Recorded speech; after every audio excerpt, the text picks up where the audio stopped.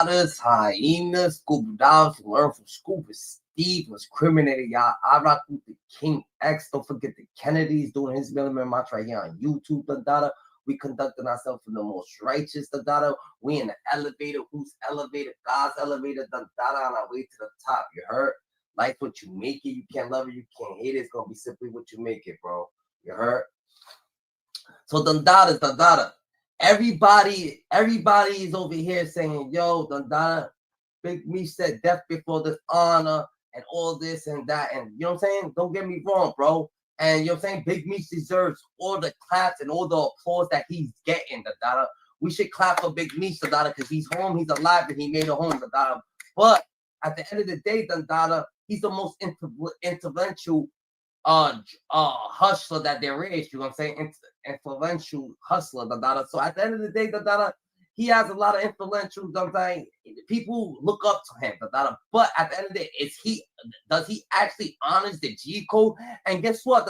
Big Meech ain't the only kingpin that did 26 years and happy to come home. There's other kingpins, there's other people that was in the same game that happened to catch 30 years and did their 30 years flat to the door, and still living their life, There's people who did 26 years, to the door, and came out, So everybody, don't worry, everybody's living by a G code, But it's easy to say that people honor the G code, they honor this, or they're not disown, or they're not disloyal. But at the end of the day, life is life, and what you do, is just what it is, and people could hide it all they want. They could try to hide it, but we absolutely understand, you know what I'm saying? We gonna understand the whole remedy, and that's just what it is, bro. And that's just how life is, bro. You heard? So people's over here saying, yo, this Big Meech, he's honorable, or 50 Cent, you know, we'll figure it out, GG. We'll figure it out. But the video from 4 years ago, wherein one of the world's most powerful attorneys, Roger Stone, publicly accuses 50 Cent of ripping Big Meech off for the Black Mafia project. With captions, do you think Stars and G-Unit Films exploited the BMF brand and didn't have the bag for Big Meech when he came home? Well, the answer is yes, but that's just my opinion. But just 12 hours ago, Sosa will release a statement in regards to just... So all this is about a bag. But guess what, shit happened to come to life because of the dude Cuffy, So now it's not just about a bag. Now it's about Cuffy. Now it's about everybody, Now it's a whole thing going on, GG. Who Tammy Collins really is and how she was planted on Big Meech in the first place. You want the truth? Here it is. Tammy Collins has been a high-paid working DA informant long before she played Meech and Cuffy and many others. She was planted on Meech unbeknownst to him or anyone else until things started coming out a few years ago, blowing her cover. Ask about Terry White, a legendary Atlanta kingpin from the 90s. She worked his case, he got locked up. She'd been working and married one of Meech's cellmates from jail. They got married, broke up, and now she with another former legendary ATL kingpin from the early 90s. The streets know Tammy is a great actress and plays men very well by any means necessary. 50 Cent. Hold on. She married who? Who she married? Meech's cellmate or Meech's who? Broke up, and now she with another former 2 years ago, blowing her cover. Ask about Terry White, a legendary and many others. She was planted on Meech unbeknownst to him or anyone else. She was planted on Meech, and Big Meech didn't know it. This is what Big Meech is saying. If she was planted on you, Meech, why the fuck does she have your life rights, If she was planted on you, why the fuck after Cuffy said, yo, she's a CI, you still was fucking with her, And she was fucking planted on you. How the fuck was she messing with your son, Like, what the fuck? She was planted on you after the fact, after you did time, she's not in jail. So how the fuck would she be planted on you after the fact, GG? Even before the fact, bro. And she did, if she was planted on you, I guess Lil Meech's the one that planted her on you, huh? Until things started coming out a few years ago, blowing her cover. Ask about Terry White, a legendary Atlanta kingpin from the 90s. She worked his case, he got locked up. She'd been working and married one of Meech's cellmates from jail. They got married, broke up, and now she with another former legendary ATL kingpin from the early 90s. The streets know Tammy is a great actress and plays men very well by any means necessary. Bro, the daughter. She married one of Meech's cellmates, Dada, and broke up, Dada. And she been a DA agent, they saying, because she been locking niggas up, they saying, Dada. She been a DA agent. This ain't new. This ain't new. 50 Cent and Stars had no problem up until now with exploiting the brand for profit, working alongside Tammy. Stars Network, Lionsgate, and G-Unit Films made millions of the global distribution of BMF brand series. 50 Cent been hollering BMF for over 7 years. If you was looking out, how you supposed to Meech wouldn't have to go do business to pay bills. Besides that, he is a leader and no one can control his social or business life. All you gotta do is That shit different, bro. That shit different. So Shorty been a plant, and he trying to say she was planning on him, but didn't Cuffy say that she's a CI? So if Cuffy told you she's a CI, nigga, and you said no, she can't be, what the fuck, nigga, is your fucking fault? This motherfucker, if I fucking told you, yo, this bitch is a CI, nigga, and I got 30 years because I told you she was a CI, you trying to tell me that she's not a CI, but she been a CI, nigga, now she was planning on you, bro. Fuck out of here with the gimmicks, bro. BMF was a brand before you ever came along with your Hollywood friends to exploit the BMF brand for street credibility. A TV show where not you nor anyone in the world can take away from the BMF brand. All right, Pigs, you already know where you at and who you rocking with, right? Right. So that shit different, bro. Yo. Dexter Hussey Sosa, co-founder of BMF, has released a statement in regards to the latest controversy. That's what I don't get. That's what happens, nigga, when you start covering up lies, Dada. Like, I could give you a story, nigga, and you could ask me about a story a month later, Dada. I was telling the truth, so we could only evaluate where we left off at. We could only get where we left off at, Dada, because I was only telling the truth, Dada. So it's easy for me to just jump into a story that I was telling you 2 months ago because it's absolutely the truth, Dada. But when it's lies, Dada, then you don't have you start not to understand it. How the fuck did Cuffy tell you that she's a CI, Dada, and he told his daughter and his wife to tell you she was a fucking CI, Dada? You say that she's a CI, Dada, and you say no, she's not a CI, she's not a CI, Dada. But now that everybody's like, yo, she's a CI, she's popping up as a CI and shit like that, now you're gonna say, oh, I didn't know she was a CI. She was planning on me, Dada, by Blue Da Vinci, Dada. And that's where you fucking up at, Dada. You keep blaming Blue for shit he didn't do, or you blaming Blue for shit he did do, Dada. But people started to realize that, Dada, you're not actually standing on business, bro. You're not actually you're not being genuine, Dada. You're not being sincere, Dada. And that's why this shit's falling back on your plate, because the way that you're playing with people, Dada, is coming out to play with you, Dada. And you should have never trusted a bitch that's fucking everybody, Dada. You should have knew that this bitch was going to be trustworthy, nigga. What the fuck? She's just going to fucking fuck someone and pillow talk, Dada. And she's going to keep pillow talking, Dada. Real shit. Where is the agent?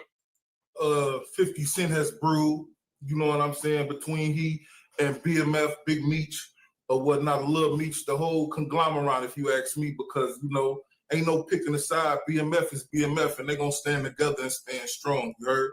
And in light of that, Dexter Hussey released a statement. It said 11 or 12 hours ago earlier, whatnot. I was supposed to release this yesterday, but yesterday, on, I think it is at The Real Black Mafia Family, BMF on Instagram, it's Dexter Hussey's page. He released a statement in regards to 50 Cent's, Tammy Collins, and the whole situation. And we're about to go over that, as you just heard, you feel me? But I'm going to go over it word for word. Shout out to the notes, you know how I do. Because I got a couple things to say about that. You feel me? He said, he starts the video, Tammy Collins has been a long-time working DEA informant long before she played Big Meech, Cuffy, and many others. So he's saying that she has been at this for a while and that she played Meech, Cuffy, and others, not the other way. Not Meech played Cuffy via Tammy. So now this is what happened. Now he's gonna blame Tammy, nigga. So he's gonna blame Tammy, and that's Tammy's gonna be like, yo, what the fuck? You told me to do this. How the fuck am I gonna do this? And now when she speaks, the truth is just gonna add up. How does she play Big Meech and Cuffy? She don't even know Cuffy to be playing Cuffy. Big Meech put him on to Cuffy. And how can she be? And how can Big Meech not know about her? And Cuffy told her already, yo, she's a rat, nigga. You still kept fucking with her. You told Cuffy no, Dada. You said no. You gotta call her back, Dada. Call her back and talk to her. Call her back. Call her rat back. What? Like other niggas is trying to make you. You feel me? Meat eating ass niggas. Dig this here. It say she was planning on Meech unbeknownst to him and any of us and anyone else. What he said, she was planning on Meech unbeknownst to him and anyone else. So if she was planning on Meech, according to Sosa, the co-founder, she was planning on Meech unbeknownst to him, which it's a lie. She's been a teenager, and you know what I'm saying? And she was planning on him. That means Blue Da Vinci is the one who planted her on him. It must have been Blue Da Vinci that planted her on him. You know what I'm saying? So where did you go? As far as I can see, will be Mr. Safety Valve himself. Right? Blue Da Vinci. Blue the one takes credit for bringing her around, introducing her to the clique and this and that and the other, right? So if anybody planted her, it would be Mr. Safety. If anybody planted her, it would be Mr. fucking Big Meech, because Big Meech said it to Cuffy, But hey, maybe Blue, you gotta have to speak about Blue. You feel me? It's niggas out here with platforms calling Big Meech a rat. From where he from? That got interviews with Blue Da Vinci. So you clicking up with a rat to call another nigga a rat and didn't ask Blue Da Vinci about the safety valve. How that work? How you got an interview? If you click up with a rat to call another nigga a rat, this is what it is, bro. We gotta keep it in conclusion. Then you're saying that this other nigga is a rat. Then you're saying he's the rat and the other nigga. That's what we trying to say, Like y'all going overboard, Like y'all saying like y'all on the 6ix9ine shit. Y'all niggas acting like 6ix9ine right now. Yo, Snoop Dogg did it too. This person did it too. This person did it too. Oh yeah, they all did it, but did you do it? But they did do it too, So they did. Yeah, I bet. You know what I'm saying? You with Blue Da Vinci, and you don't ask him the most important question. The shit niggas been arguing about on Clubhouse, been arguing about on the internet, been back and forth about for years. 50 Cent better not play with me and play with my name. This Blue Da Vinci talking about the rat allegations, but you don't ask him about the safety valve. How that makes sense? This nigga's telling Detroit rappers and Detroit artists to disassociate themselves from Big Meech and his celebrity concert on February 13th while they associate themselves with Blue Da Vinci, another rat. Come on, let's keep it real if we keeping it real, homeboy. These are the niggas that's supposed to care about cooperating, right? They supposed to care about the quote-unquote street code and all of that other shit. They picking and choosing, dog. You feel me? They picking and choosing. It's simple as that, homeboy. Wave riding, dick riding, whatever you want to call it. That is what they are doing, man. You feel me? Wherever the clout takes them. You dig? And that's what I don't respect, homeboy. Check it out. Let's get back into the statement. It says 50 Cent. Save on Cox Internet when you add Cox Mobile and do more for less. All that shit is different, but they mad that Big Meech, it came up that Big Meech did this, but it wasn't going to be hidden for too long, GG. Real fact, And DC people got something to say about it. With exploiting the brand alongside Tammy, Lionsgate, G-Unit Films made millions from the global distribution of the BMF brand and series. Do you believe that Starz, Lionsgate, and G-Unit Films exploited Big Meech? I would throw Tammy Cowan in there too. She probably made some type of stupid ass side deal with 50 Cent. Because just months ago, she was on a website called Welcome to the A, where she was explaining how Big Meech was her best friend and how he had changed her life forever, and nothing could ever make her go against him. Nothing that wasn't green, of course. It looks like the power of a dollar make you do a bunch of things, of course, you feel me? Because she done jumped on talking about how disappointed she is in Meech, and she about to do a tell-all doc and lie on Meech again. You feel me? I don't get it. Yes, I think they were exploited. Yeah. $150 million that Starz gave him. 50. No, they wasn't exploited, bro. They can't be exploited and fucking Big Meech signed the fucking deal, Dada. And the $150 million doesn't come from just BMF, Dada. That shit came from fucking little outruns from Finding Kane and Power, the Tommy series, the Tariq series, this series, that series. That shit just ain't come from Big Meech, bro. Like that's what you got it fucked up at, Dada. And niggas just talking just to fucking talk, Dada. And she was his best friend that she ain't gonna. So you saying that she's betraying him because she said that she'll never turn on him, but she just gonna tell the truth. So now she's now she's snitching on him because he snitched on Cuffy. That don't make no fucking sense, Dada. Like she's fucking a civilian. Cuffy don't even give a fuck about her, Dada. 50 cents to create the series and everything. Of course, everybody got to get paid. Of course, this and that and other blase split. But no, I don't feel like Big Meech should have to make public appearances in order to maintain and pay his bills and keep up appearances. You feel me? Man, the bread he received from that should have had him straight. I ain't saying straight forever, but he should not have to do appearances fresh off coming home. I look at if she said, oh yeah, and she said, yo, he didn't do it. She was probably in love with him. She went back to Dada, boom, whatever the case may be. The nigga Cuffy saying all this shit. He's saying that she had to swear in Dada, swear on the oath that she is a civilian. Dada, she swore on the oath, nigga. Why the fuck did she bring in Big Meech? She didn't have to bring in Big Meech's name, Dada. She brought in Big Meech's name and said that she swore on the oath that Big Meech is the one that sent her, Dada. That's all in the documents, Dada. The French date, Dada, or the French appeal, Dada. It shows it all, Dada. And fresh off the halfway house, dog. That lets you know right there the business was kind of shady, along with the man, Mr. Stone, in the beginning saying he got a problem with this shit. You paying crumbs for a multi-million-dollar story? Somebody asked 50 how much he grossed off this shit.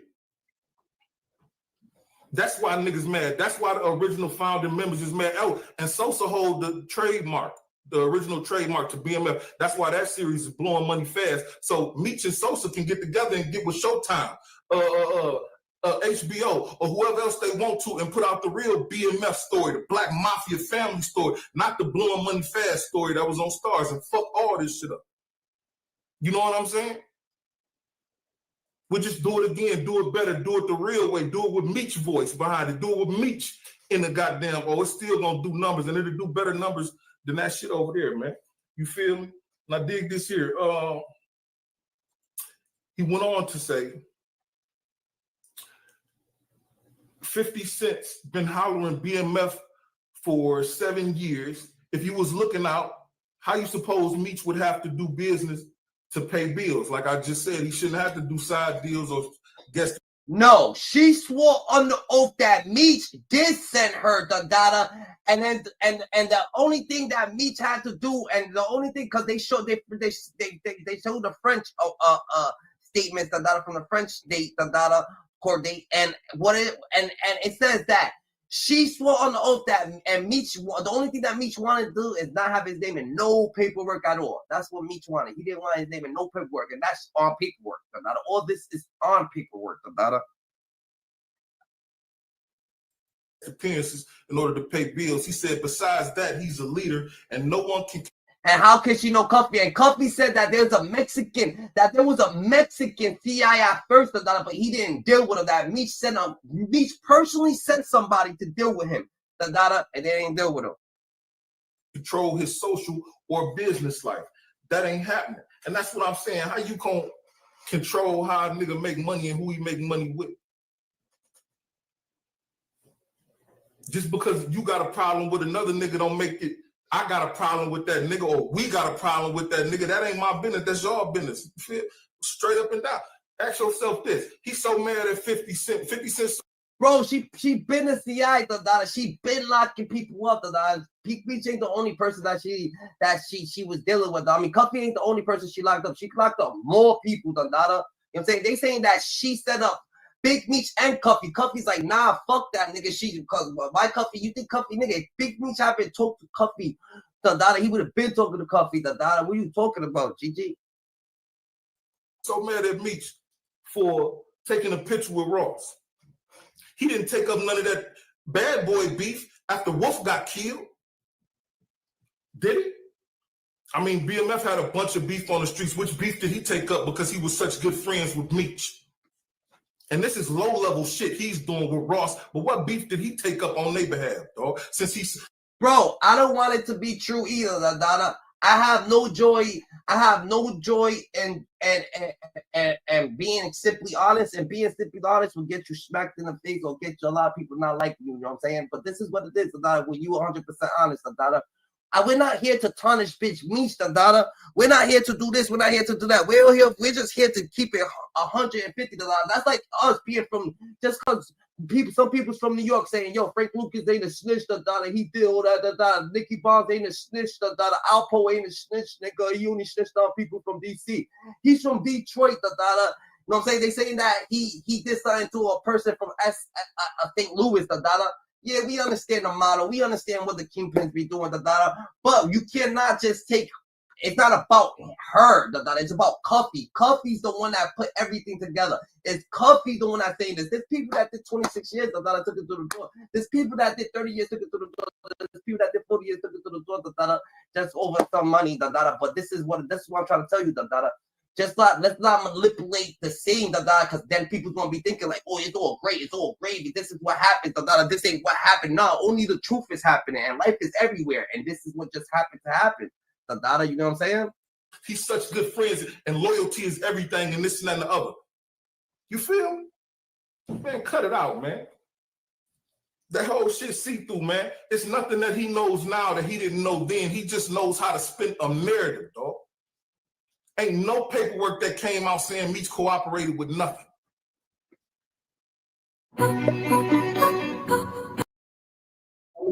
Homie sad.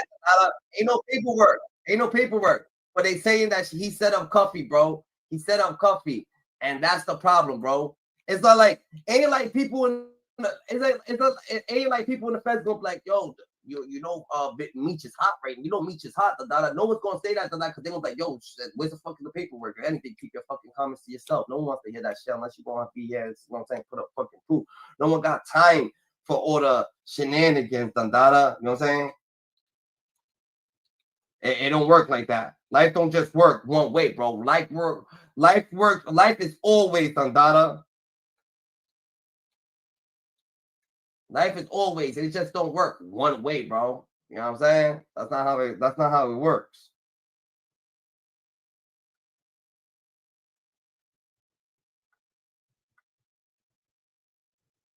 You know what I'm saying? So we gotta stay more aware than ever. Because we need to absolutely know what comes from life, just in case people is actually on that time and are going through that, or it's going to be on that time. You know what I'm saying?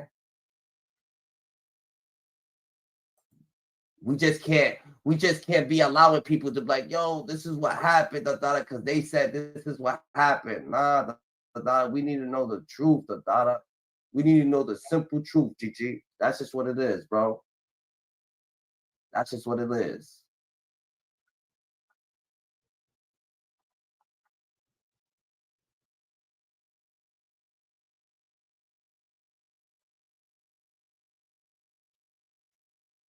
And everybody, and believe me, I think everybody wants Meech to be telling the truth. No one wants Meech to be a rat. No one wants to be a rat. Minute by minute. And you mean to tell me you're online explaining that you're not a real Zach? That doesn't make no sense to me. And then your excuse is, I'm explaining because my mother and my friend. Bro, I understand. He's saying that, oh yeah, he's mad because he introduced him. No, he's not mad. He's mad because he noticed it late, Dada. Cuffy is mad because he tried to set him up with a Mexican first. Then he tried to set him up with this, and he didn't notice all these fucking gadgets. He's like, yo, this motherfucker trying to set me up like twice already, nigga. And I just fucking didn't even fucking see it, because I believe that this nigga was the realest nigga in the fucking world, just like everybody else believes that he's so motherfucking solid, and me believing that he's so solid, it clouded and blurred my vision to see that this nigga was fucking doing me dirty, He said the Mexican acted me, I didn't fuck with that nigga, look at. But he was in the paperwork, and this person was in the paperwork. So he just started to put everything together. When you got time on your hand, you sitting back there, you start to realize, like, yo, what the fuck? This motherfucker did me dirty for 30 years. What the fuck is going on? I would have never, what the fuck would have been good? Friends told me to do something. Then you didn't explain nothing. You got up there and you made yourself look like a real Zach. If you ask me, it looks like a kitten commercial. Purina, you hear me? You dishonorable Dilzik sucker. You're embarrassing the world. I spoke up for you, you Prilzik. And guess what? I don't think you're the average, normal real Zach. You're a sneaky, dishonorable one. You're one that made sure it wasn't going to be on paper. We'll never find it in the actual documents. We'll never find it in any actual case. Now, only thing we can believe is this dishonorable Trilzamp is telling the truth. And let me give you some more understanding. If Cuffy was talking on the phone, if Cuffy's talking on the phone about murders and this and that, he ain't charged with that. You know what I'm saying? He beat what he beat his problems. He beat what he put himself involved. If it was just him getting himself into shit, he beat what he got. He ain't beat what other people put on him. He couldn't beat that. You know what I'm saying? Some people, you know what I'm saying, they forced it. They forced the situation. Family or whoever made you get up there and do what you done just now the other day with that weak, ill-ass commercial can make you do that. What can they make you do when they're offering you 30 and you're looking at life? See, because I have understanding. I've been in a jail cell. And I've seen you kittens cry and meowing around, and all of the time.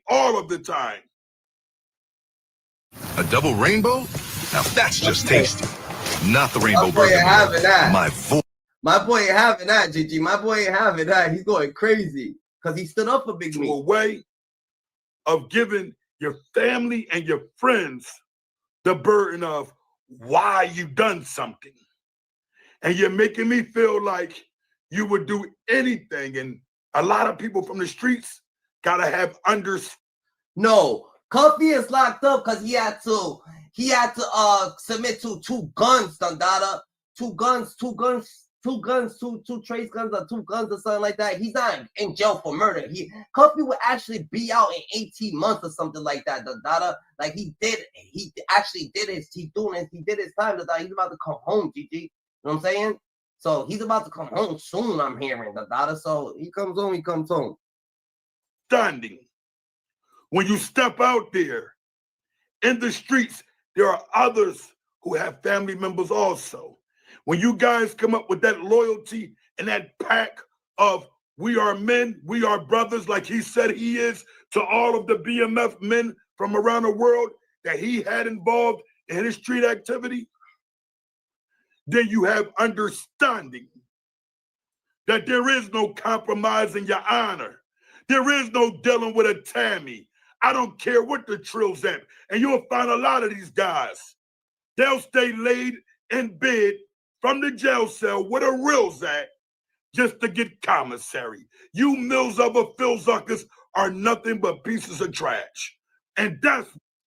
Bro, like being scared of you saying that people scared of Alpo, this, I doubt if anybody's scared of Alpo, they just stay away from the shenanigans, You know what I'm saying? Like, why would you be scared of somebody who wet, and actually fucking, you know what I'm saying, wet and as a protective custody or whatever the case he is or whatever he's doing, or he's in the feds, and he's a Wixack. Like, why would anybody? They just don't want to deal. Like, what would be the dealing with him? I don't think anybody wants to talk on the phone with him.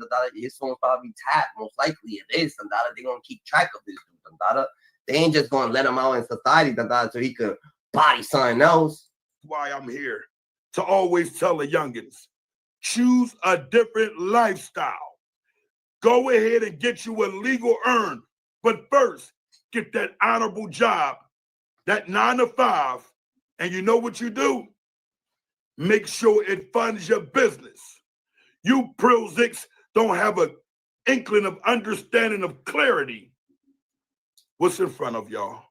Y'all think y'all jumping in, y'all getting some fast money and everything is going to be smooth. It's not going to be smooth. You know why? I'm going to tell you why it's not going to be smooth.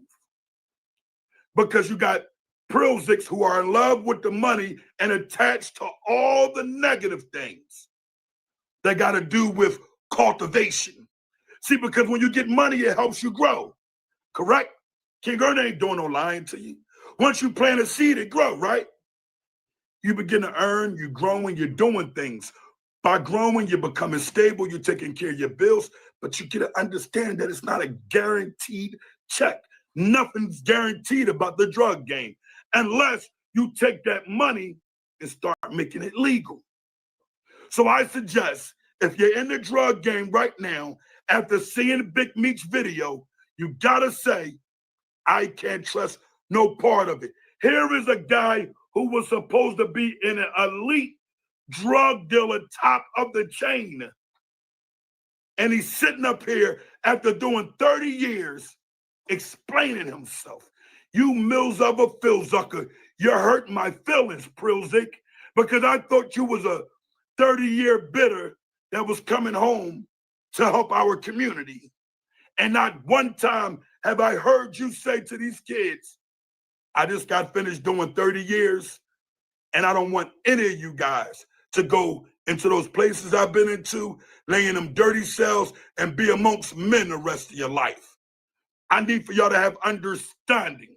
Stand like a man if you get caught. But once you come home, rebuild what you once destroyed.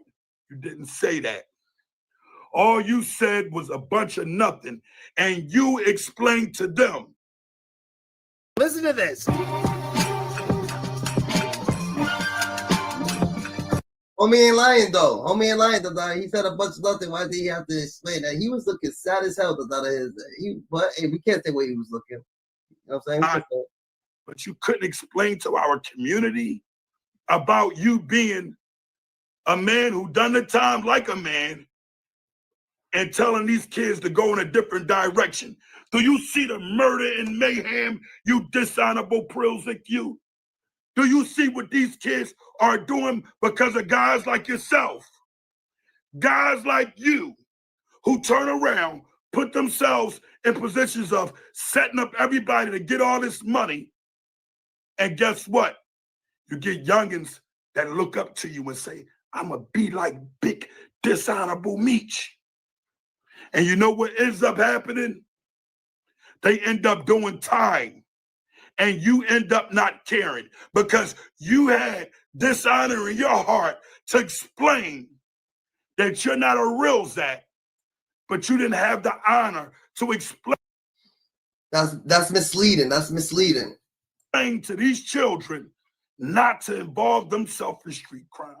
Oh, you mills like you make me feel like you're one of them selfish Prilzics.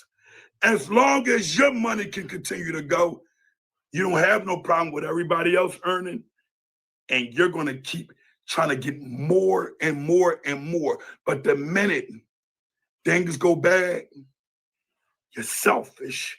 You only care about you and your family. You put your son up to doing something that was good when you were supposed to back his play 1,000%. Yeah, 50 got 150, right? But you got money too. Your son got money too.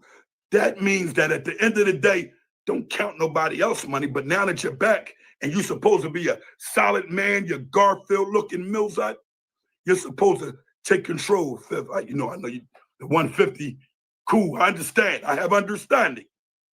But here it is, I'm here now. And we could do something bigger. We could do a movie. We could do things that series for the rest of our lives. We could do documentaries. But instead, you're somewhere sniffing up Tilzami Ill's ass, trying to get her back. trying to talk to her because you want to tell the world, I did not tell him. Tell him I didn't do it. Well, guess what, Prilzik? I feel like you done it now. I feel like that. Men don't explain about their honor. They tell people to go to the damn docket. Whatever you get there is the explanation. You're not on a yard no more. You're dishonorable, Prilzik. That's for Limelight. That's for them penitentiaries. That's for them federal jails. When somebody want to know a part of the car, who are you? And your explanation even in there. Here's my paperwork. You don't sit in front of a crowd of people. Yeah, look, I don't know why they're saying that. I don't know this, that, and third. Well, I know. I know. Everybody is not assuming about you being a real Zat Meech. It's no Big Meech anymore. It's no Big Meech. Everybody is trying to figure out, you dishonorable dilsy sucker, of why you explained yourself. I guess the pressure is on. The same way the pressure was on when you was trying to figure out how to get out of that jail cell. And you said, I'm going to sneakily line up my friend, and you convinced that dishonorable Dilzik, Silzuck, and Tammy to do the same thing. But guess what? She was playing you the whole time. Just like she played that dishonorable Rilzat Blue Da Vinci. I believe they both was informants. Introduce me to Meech and we go further. No, yo, Hillsor, go eat a Dilzik up, because that's what you should be doing. You're running around here locking up people to have money. Why can't you be satisfied? You Prilziks is all greedy. Well, I'm saying that it was pointless, bro. It was pointless, bro. It was pointless what he did, and it was for the money. It wasn't even for like because he betrayed him, and because Cuffy did it wrong, and because it just was all pointless. When shit gets done pointlessly, if someone's gonna stay righteous, then you understand.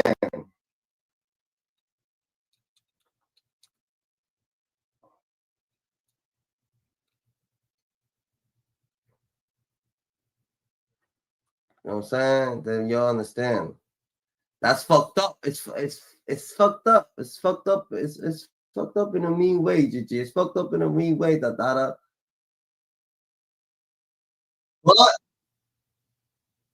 we just get an understanding. Remember, we just get an understanding. We not the people.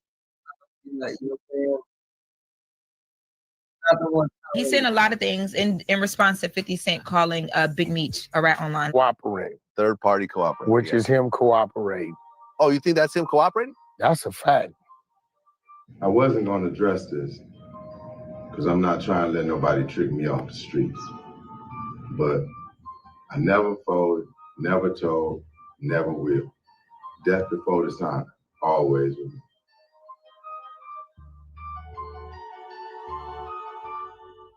As the world turns, the 50 Cent Big Meech saga continues. YouTube creators and internet onlookers alike have given their own opinions on the entire situation, with some writing for Big Meech and some condemning Meech as a rat. However, this video is not going to be about whether or not Big Meech is a snitch. Instead, we will take a deep dive into this shit show of a mess to prove that both 50 and Meech are playing in our faces. If you believe that Big Meech's latest Instagram post was an actual response to 50 and the snitching allegations, you're either on that K2 or you're just flat out oblivious to bullshit and body language. If you paid any attention at all in Meech's post, his tone, body language, and facial expressions tell the real story. That post was nothing more than a promo skit for his upcoming. I don't think that was a promo skit. Even if it was a promo skit for his concert or for whatever he got going on, even if it's a promo skit, like, you gotta understand that I think this is going to find. Why would they be chilling with Slow Bucks, Rick Ross, and thing? You think 50 Cent's gonna market and do a marketing thing like that, but maybe who knows? If he did, then this would be crazy. Concert on February 13th. I wasn't going to address this. Nah, it's not. Cause why? Cause 50 talked to, I mean, they talking to Cuffy and they doing a Tammy documentary and they doing all this shit. So it's not. It's not. And they doing more skits. The Lamar skit, the Lamar runoff, from BMF, Simply Lamar, So. Because I'm not trying to let nobody trick me off the streets. But I never folded, never told, never will. Death before the time, always with me. So I'm doing this for my loved ones and the support of my friends and family to come out to the Amaran Arena, February 13th. It doesn't take a rocket scientist to know that if you're falsely accused of being a snitch, your energy would be entirely different, as what would be the case with Big Meech, as you can clearly hear the difference in tone and delivery during his jailhouse phone call interview. You know what I'm saying? Shit, you know, penitentiary rules is if you do not call a man hot or a rat or a snitch, or that he cooperating with the government without having paperwork to prove it. You know what I'm saying? Right. If not, you get your bitch ass up top. You check in, or your car check you in. You know what I'm saying? Right. You know, you're not supposed to send her. Oh yeah, I think Big Meech hot. No, you don't think that. You show that. You don't. Or you keep your opinion to yourself. That's right. You know, this is some shit that eludes you. So you got a bunch of them that are trying to sink without a breathe. Yeah, he was confident there, because he knew that they couldn't see that shit. So he said, "Yo, the way he was talking, you wanna get your bitch ass up top, nigga. You see that? You got to show that, This like he oh shit, But then they done. Cuffy got a voice too. He got the benefit of breathing. Yeah, man. Come on, man. If I'm hot or cooperating, it's going to be paperwork showing it. They're not doing nothing special for me. It's going to be paperwork showing it. You know what I'm saying? Listen, I took my 30 like a man. And my plea deal and everything is online. Anything dealing with me filing paperwork going to court. If I'm dealing with filing paperwork in the courts, it's all online. My stuff is public record. Ain't nothing hid. We found love in a hopeless. Yo, if Big Meech is actually lying right there, Dundada, if he's actually lying, it makes him look like a straight goofy, Dundada. Like, yo, why the fuck would you just lying? Because you knew, it's like you knew everything to say, Dundada. Everything you saying leads up to everything that they was doing. It's crazy. The history of Big Beef, some of which were actually exposed to the public. Well, Timmy will reveal that he and 50 Cent were in cahoots together when it comes to the public shakedown that 50 brought to light over social media. During a recent interview, Timmy explained that the 2019 incident in which 50 Cent threatened to punch him in the face over the success of his Walk With Me EP in a series of Instagram posts was actually a calculated campaign to recoup on his investment. He's brilliant. For sure. He's brilliant. So we're filming something. He was like, y'all got this idea. So we had just released Love Rhythm. So Love Rhythm was we just released my EP, and it was the #1 R&B EP on Apple for like a. You saying they could have been beeping about money, Oh, you owe me money, They could have put this all the way up, They could have been playing. Oh yeah, you owe me money, now I ain't paying you, They could have did it like that. They would have did it like that. It still would have went up. It's just as high as this, But this right here, nah, this is different, This ain't no let's go up, This is different. This is a whole different type of good 3, 4, 5 days at this time. Mm-hmm. He was like, bro, I got an idea to keep it going, keep it #1. Let's keep it going. Yeah. He was like, I'm gonna say you owe me bread. I'm gonna say you owe me money. So I'm like, what? He's like, nah, but I'm gonna make you where I'm saying you owe me money. And that Meech is like, so 50's like, yo, man, you could say that you owe me bread. I mean, I took your show from you, and I'm gonna sit there and I'm gonna call you a rat, and I'm gonna bring up Tammy Cohen's and I'm gonna bring up Cuffy. You think Big Meech is gonna be okay with that? Hell no, And then the pictures, who knows? It could be. I mean, it'll be a play. That's definitely a play, but nah, it's not, Y'all niggas just doing too much. Y'all niggas actually think that this shit is coerced? Y'all crazy. at your album. How can this man owe me money when his album is #1? He said, I'm going to say that at least 25 times in these videos. And let us not forget the fake beef with Kanye West. I feel like me and 50 coming out the same day was something that we did for publicity, but it wasn't really about beating him, losing. It was just about making the best music possible. One thing about 50 is when it comes to business and his investment, he doesn't care who he has to use or misuse to profit off and protect his assets, even if it means getting Dion Gatling, aka Cuffy, involved, leaving him in the blind as to his real, true intent. Yo, man, let the world know, man. Check this out, man.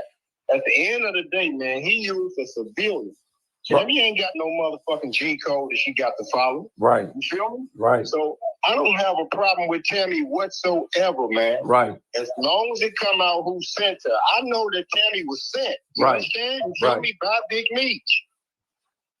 Right. I know she was put on the mission, homie. Right. Yeah, no, listen, I talked to Five. We definitely putting something in the works, and I'm gonna let him know. You said your daughter and your wife is who you want to be your point of contact on the streets. Yeah, man, I'm gonna put him with my wife, homie. 34 years, man. I got a family, homie. Got you.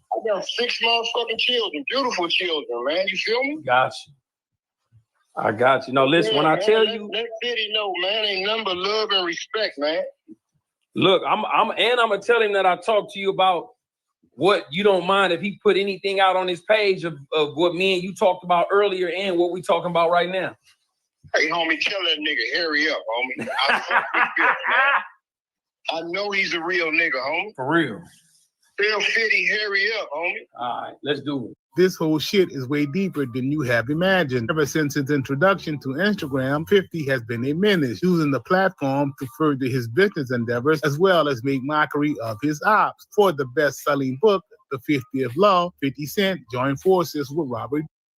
So I feel like since Meech is over here, and he actually fucking took pictures with Rick Ross, took pictures with Supreme Sun, took pictures with Slow Bucks, that now 50 Cent taking pictures with everybody or his ops and shit like that, or talking to all his ops, want to do business with all his ops. If you want to do business with them, I'm gonna do business with them. See how it feels. How do you feel about it? Now, if we can still do business after this, then it's all right. I'm gonna do my business. You do your business. Since your business is dissing me, my business is gonna be dissing you, Dondada. But at the end of the day, we can still meet up right here, Dondada, still go forward with the plan, Dondada, because I'm saying that's what you chose to do. So you chose to go mix up with my ops. I'm gonna do the same, Dondada. It got messy over there already, right? So it's gonna get messy over here, Dondada. So when it gets messy over here, Dondada, we'd probably be able to do business, Dondada, and finish up the show. Green, best-selling author of The 48 Laws of Power, write a Bible for success in life. But 50's the type of nigga that, if you on the fence, stay over there. If you over there, you stay over there, Dondada. And work based on a single principle: fear nothing. The story from 50's life on the streets and in the boardroom as he rose to fame after the release of his album Get Rich or Die Trying, as well as examples of others who have overcome adversity through understanding and practicing the 50th Law. This deeply inspirational book is perfect for entrepreneurs as well as anyone interested in the extraordinary life of Curtis Jackson, aka 50 Cents. It was in this very book that 50 would encourage readers to promote and create fake beats. 50 pretty much sums this up in chapter 3 of the book. Chapter 3. Turn shit into sugar. Opportunism. Every negative situation contains the possibility for something positive, an opportunity. It is how you look at it that matters. Your lack of resources can be an advantage, forcing you to be more inventive with the little that you have. Losing a battle can allow you to frame yourself as the sympathetic underdog. Do not let fears make you wait for a better moment or become conservative. If there are circumstances you cannot control, make the best of them. It is the ultimate alchemy to transform all such negatives into advantages and power. One opportunity you can always bank on is that a younger generation will react against. That is true, though. That is true. They ain't lying, Dada. They ain't lying, Dada. That is true, Dada. That is true. And that ain't a lie, Dada.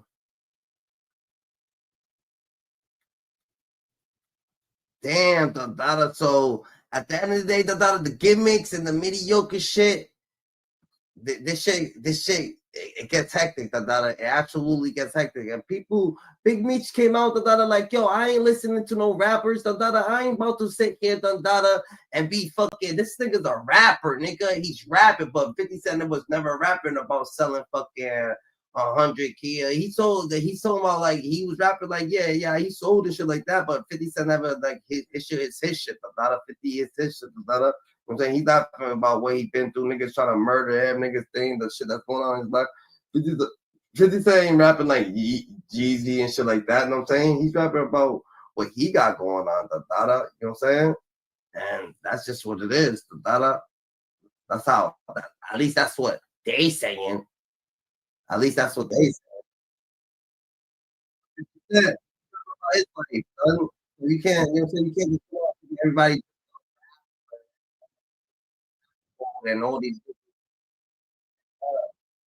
Told Tammy to tell, bitch. That's before the sign, always.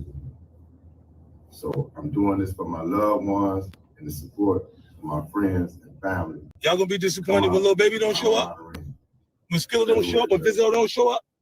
And all these don't show up? I wasn't gonna address this.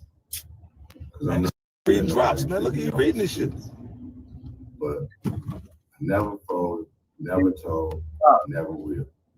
Death before the sign, always with me. So I'm doing this for my loved ones and the support of my friends and family. Come out to the Amaran Arena. He can't even go. He wants house arrest. He can't even go. Yeah, man, let the world know, man. Check this out, man. At the end of the day, man, he used for civilians. Right. He ain't got no G code that she got to follow. Right. You feel me? Right. So I don't have a problem with Tammy whatsoever, man. Right. As long as it come out who sent her. I know that Tammy was sent. Right. You understand? You feel me? By Big Meech. Right. I know she was put on a mission, homie. Right. Yeah, no, listen, I talked to Five. He definitely putting something in the works, and I'm gonna let him know. You said your daughter and your wife is who you want to be your point of contact on the streets. Yeah, man, I'm gonna put him with my wife, homie. 34 years, man. I got a family, homie. Gotcha. I got 6 children, beautiful children, man. You feel me? Gotcha. I got you. No, listen, when I tell you, that city, no, man, ain't nothing but love and respect, man. Look, I'm gonna tell him that I talked to you about what you don't mind if he put anything out on his page of what me and you talked about earlier and what we talking about right now. Hey, homie, tell him, hurry up, homie. I know he's a real. For real. Tell Fitty, hurry up, homie. All right, let's do it. I wasn't going to address this because I'm not trying to let nobody trick me off the streets. But I never folded, never told, never will. Death before the sign, always with me. So I'm doing this for my loved ones and the support of my friends and family to come out to the Amaran Arena, February 3rd. Meech, man. My boy 30.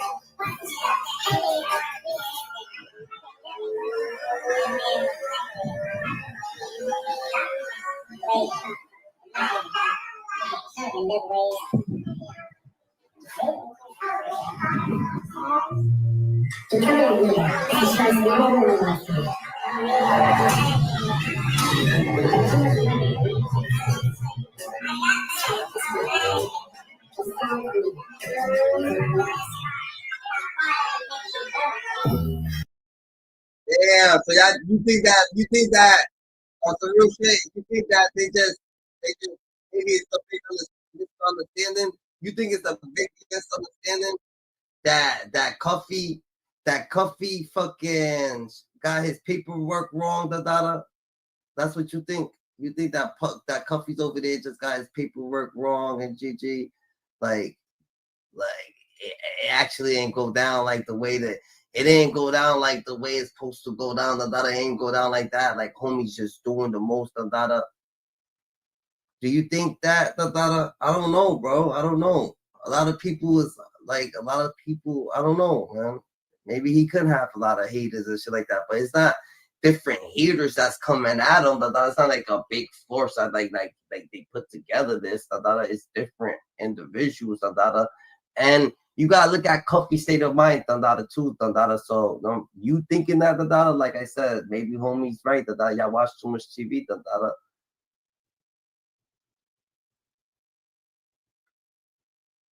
Who knows,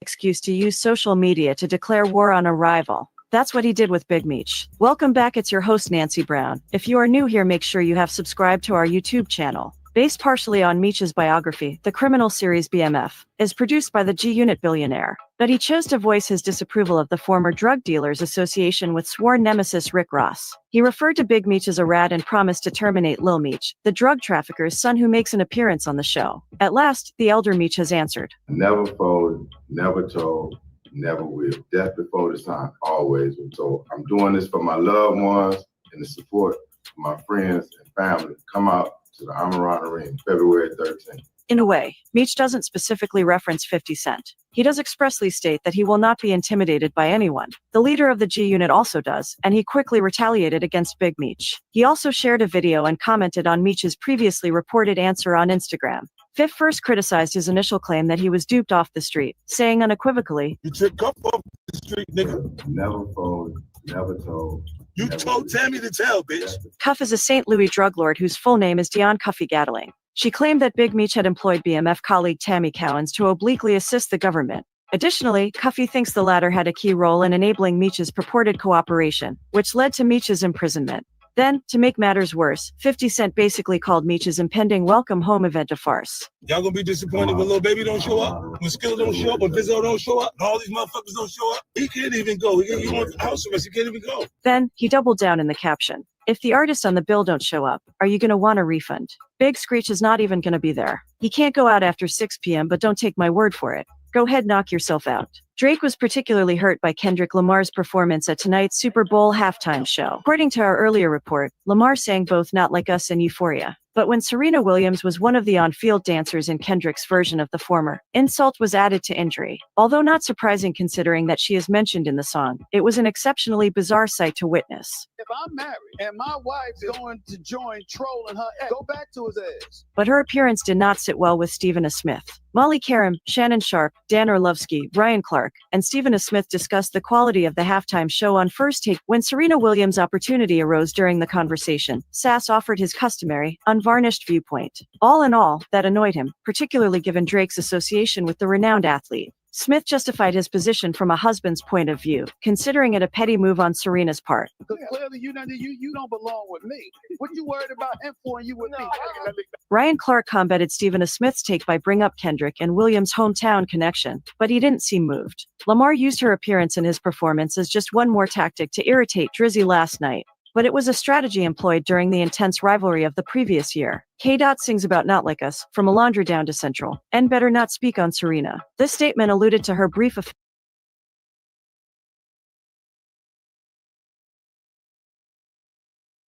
She got real, Dada. Should have got real, GG. Should have got real, Dada. But yeah, nah. Meech, Dada. I mean, I guess Meech could just, you know what I'm saying? Meech is actually gonna live his life, bro. Meech is gonna live his life. Okay, you got people who don't like TV. sticking up for him, all these people. You know what I'm saying?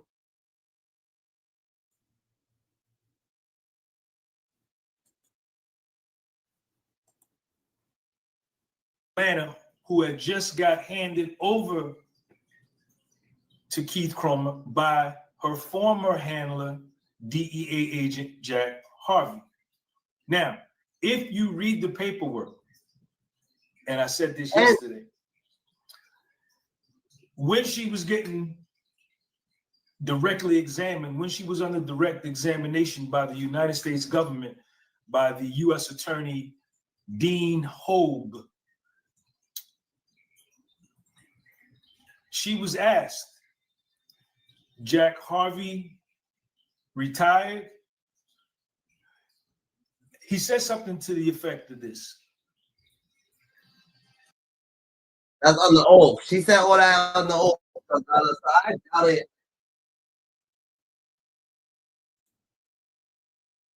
And there's people, like I said, he's not the only person. Meech ain't the only. He's not the only person. He ain't only set up Cuffy. Meech says that she set him up too. So that's what she's about to talk. That's what she's about to speak up about. That's what she's about to speak up.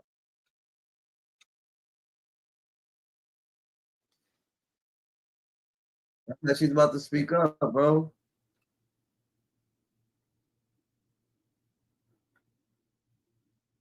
Gotta speak up.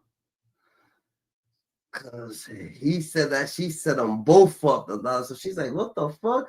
How did I set both of yous up? That's what she's thinking.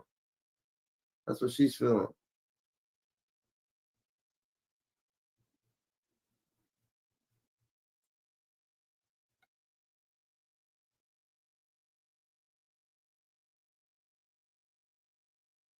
And Rick Ross. I want to talk to Miami right now. Miami, Florida. I want to talk to the bottom right now. All right? Rick Ross, right? This video is about, and it's directed directly to you, right? I just have a question that your boy Rick Ross. You know Rick Ross?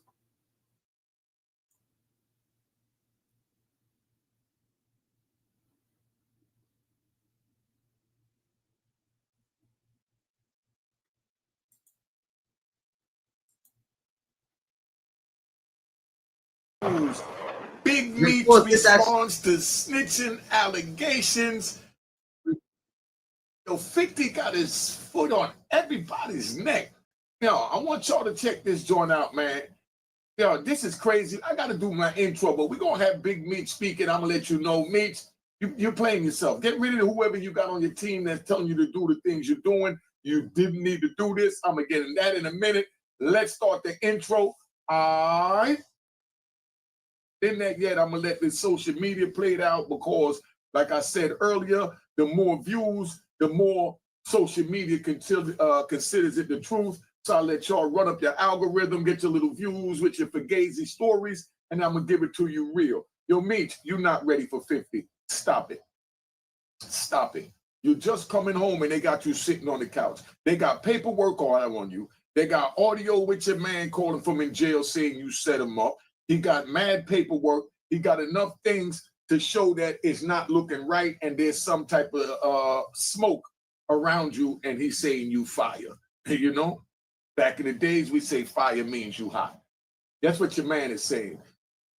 And this is a dude that did 26 years, Dada. He did 26 years, Dada. This is how he talking, Dada. He's like, done, I did 26 years, so I already know, Dada. So he knows what it is, Dada, and he knows what's going on. Then you come, and while you're in jail, let's just run your little resume back, right? So we can get this right. Here I go, I've been out 4 years. We ride. I've been out 4 years. I reached out to 50 Cent. I guess I'm too street for him. So he ain't picked me up. Okay, cool. You know, I know a few other brothers that reached out to him, not going to say their names. He ain't picked them up, cool. But then now, not only do he pick you up, Meech, he pick your son up. And he sends his son to acting school, teach him how to act, go to bat for him. Yo! Yo, the you hear this nigga? He said, maybe I'm too cheap for him. He want to pick me up. He did pick these niggas up. I know a couple niggas he didn't want to pick up, but he picked you up. And he trying to, yo, what's up? What you trying to say? That oh shit. Like he's his father, but not saying he is for the rap bastards.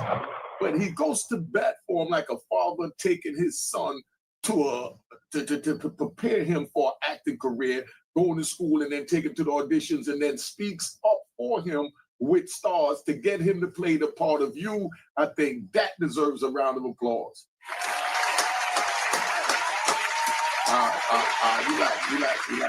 Relax, yo. Yo, so now we got that, right? Now he done got your son through acting school, got your son a gig, and then he takes your brand and he puts your brand in a worldwide atmosphere. So now you come home. That's equivalent because we riding. So y'all understand where I'm going at with this. And I'm talking directly to Big. I got to talk directly to Big Meech because there's people obviously, you know, keeping him away from the real. I hope somebody share this video with Big Meech. Yo, Meech, stop it. Stop it, please. The man take your brand and he make your brand global and make your son global, give your son a career, give your son a training. You got the plug, man. You came home to the same plug that we was trying to get everybody, including Unique Mecca Audio. So we don't do no faking over here because it's a straight gangster channel. You came home to the plug. That's like a dude coming home to the Coke Connect and now he got access to 1 million keys. And then he got the access to 1 million keys. The dude already looked out for his son when he was in jail. Talking about the cartel, let's say. This is hypothetical.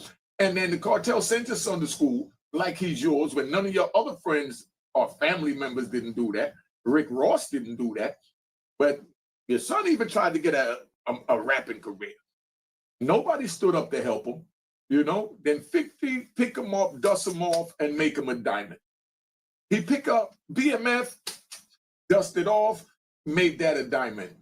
So you got the plug, you got the keys. Why on earth would you go deal with a different connect when you with the main plug?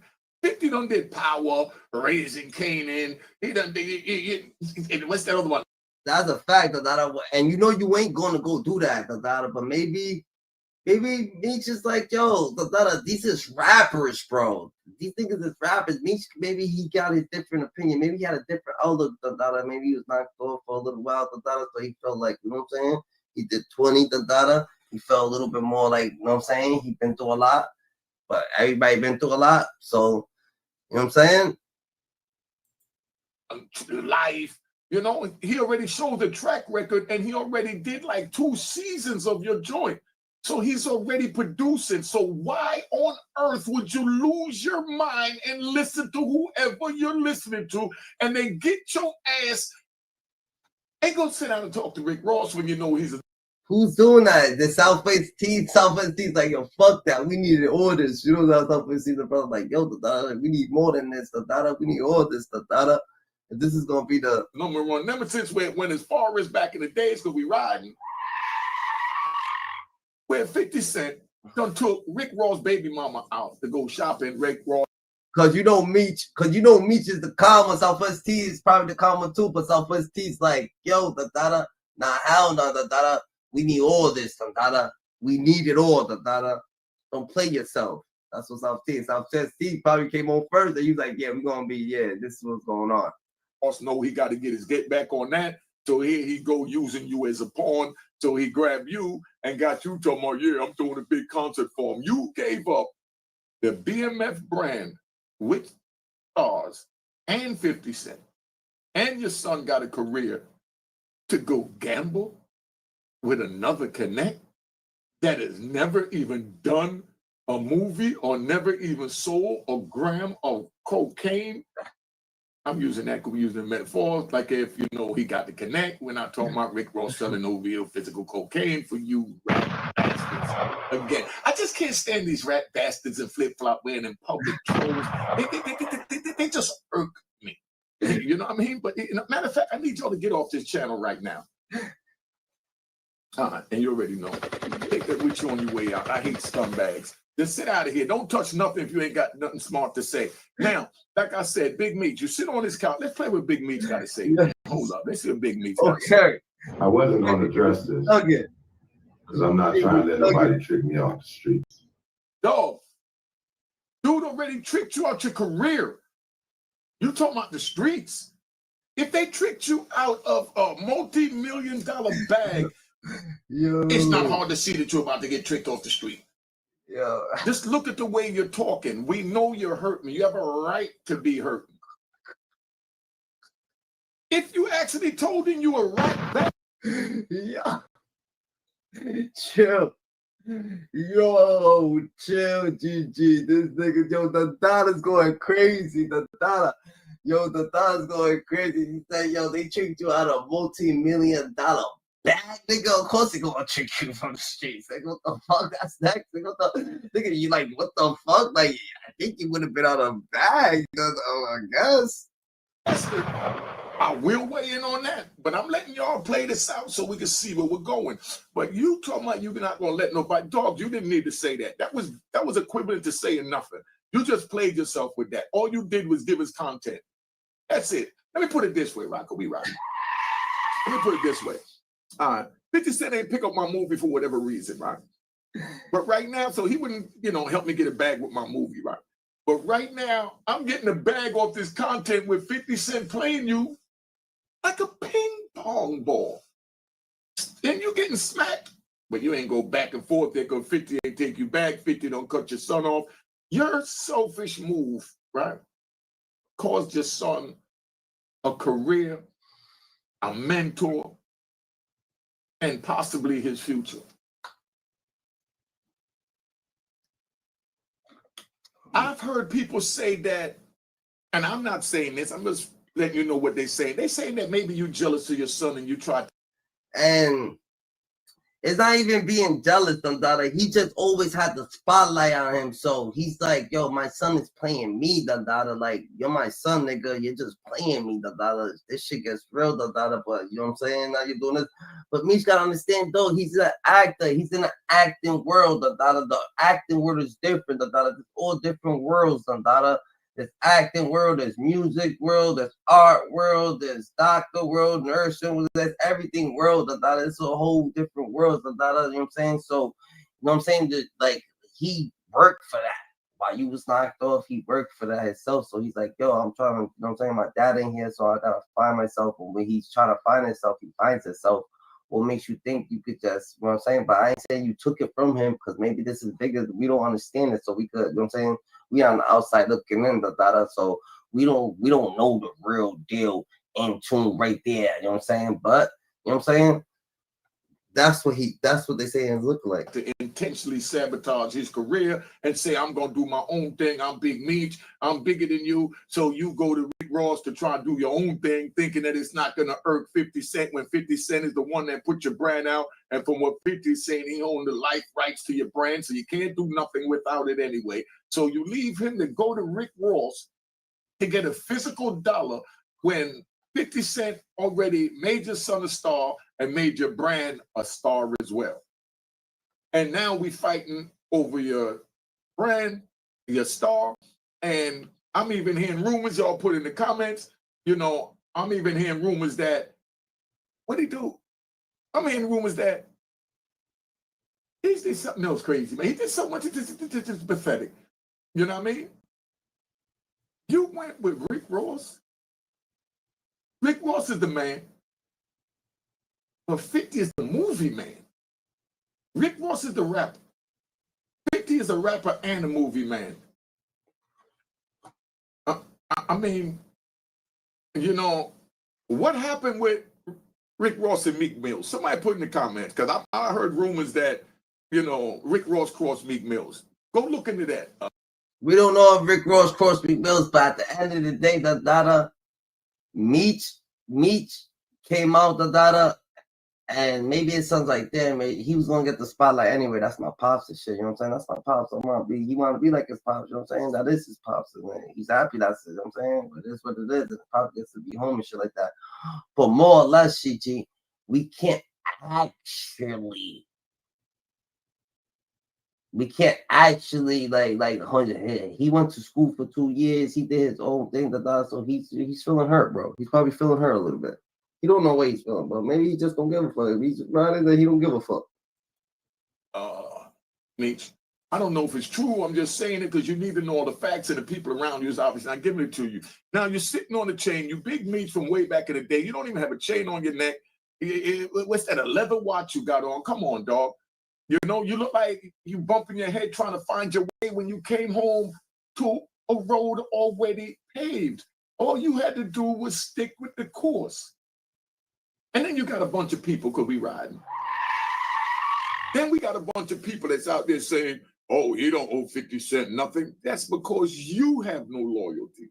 If you got any type of loyalty, you know, if a man look out for your child while you're in prison and put him in acting school, get him a career, dust off your brand and make it global, and you feel no loyalty is owned? Let me ask you this, for all y'all that say this, let's ride into this question. Let's put this the other way, right? And I'm gonna get into that. Matter of fact, I'm gonna use it this way. I'm gonna use Tammy Cohen, right? I'm gonna use another scenario. I'm gonna use Tammy Cohen. Now you got Tammy Cohen that was dealing with me. I'm gonna talk real fast to get in my elements so we get this over with, get this up and out of here. So we do. We got Tammy Cohen that was down with me from way back in the day. She introduced him to Cuffy, Cuffy introduced him to another dude who turns out that rubbed Cuffy the wrong way because he had Cuffy. Hey, who Bentley is that? How much does it cost? And he's talking about buying 100 keys. Who's buying 100 keys worrying about how much a Bentley costs? I wiped my ass with a Bentley when I was selling my 100 keys. You know what I mean? So for a dude to even ask that, that's suspect. But being that Cuffy had so much faith in you and so much trust in you, it never crossed his mind that this dude was a cop because he trusted you. And then later on, he sees the dude name in the paperwork, and he said that you was mad that it was you that introduced them to the cop that got him locked up because it said that you was the CI. But he knows it was you that introduced him to the dude. This is what he's saying. These are serious allegations, man. But I need to see all the evidence before I make a decision. But Meech, you know better than that. You were just in the federal penitentiary, and I know you had to touch a prison penitentiary yard. I know you tapped out in the FCI, but I know you had to be in a penitentiary somewhere. Somebody put in the comment, was he ever in a penitentiary? Because if Meech was in the penitentiary, he got no excuse for acting like he don't know. And then again, he still got no excuse to act like he don't know because Meech, you were the leader of BMF and you dealt with loyalty. And then you come home and you show your son that you're disloyal. You don't need a contract. You don't need to stay with him forever. But common sense would be common respect. Yo, 50. Rick Ross been hitting me up. That nigga, it's not even about. The crazy part is maybe that this is what it is. The Big Meech is looking at 50 like a rapper. Yo, you just a rapper. Rick Ross gonna come over here. He thinks he's Big Meech. You heard? Rick Ross thinks he's Big Meech, nigga. He wanna beat me, nigga. So if Rick Ross wanna beat me, nigga, all these rappers wanna fucking beat me. All these rappers wanna fucking beat me. I don't need you. I don't need no management. We boss, nigga. We could get this shit popping. I have my own organization over here. So I can have my own shit going on. I won't need you to be here. Right here playing Daddy Daycare, nigga. I'm not my son, nigga. You have fun with my son. I had you hanging with my son, nigga. That's what I had you doing. You was hanging with my son, nigga. You heard? And that's it. But nigga, it comes like that. Like who? And 50 says like, yo, what the fuck? Who the fuck you think you are? 50 would have said, man, screw that big boom, boom, boom, boom, boom. And he would say, nah, hear me out. He made a proposition, you know? And then now he told him the proposition. Now, 50 know that either he matched that proposition or Meech has the right and the option and the choice to go deal with him, but at least bring it to 50, being he's the one that dust off you and your son.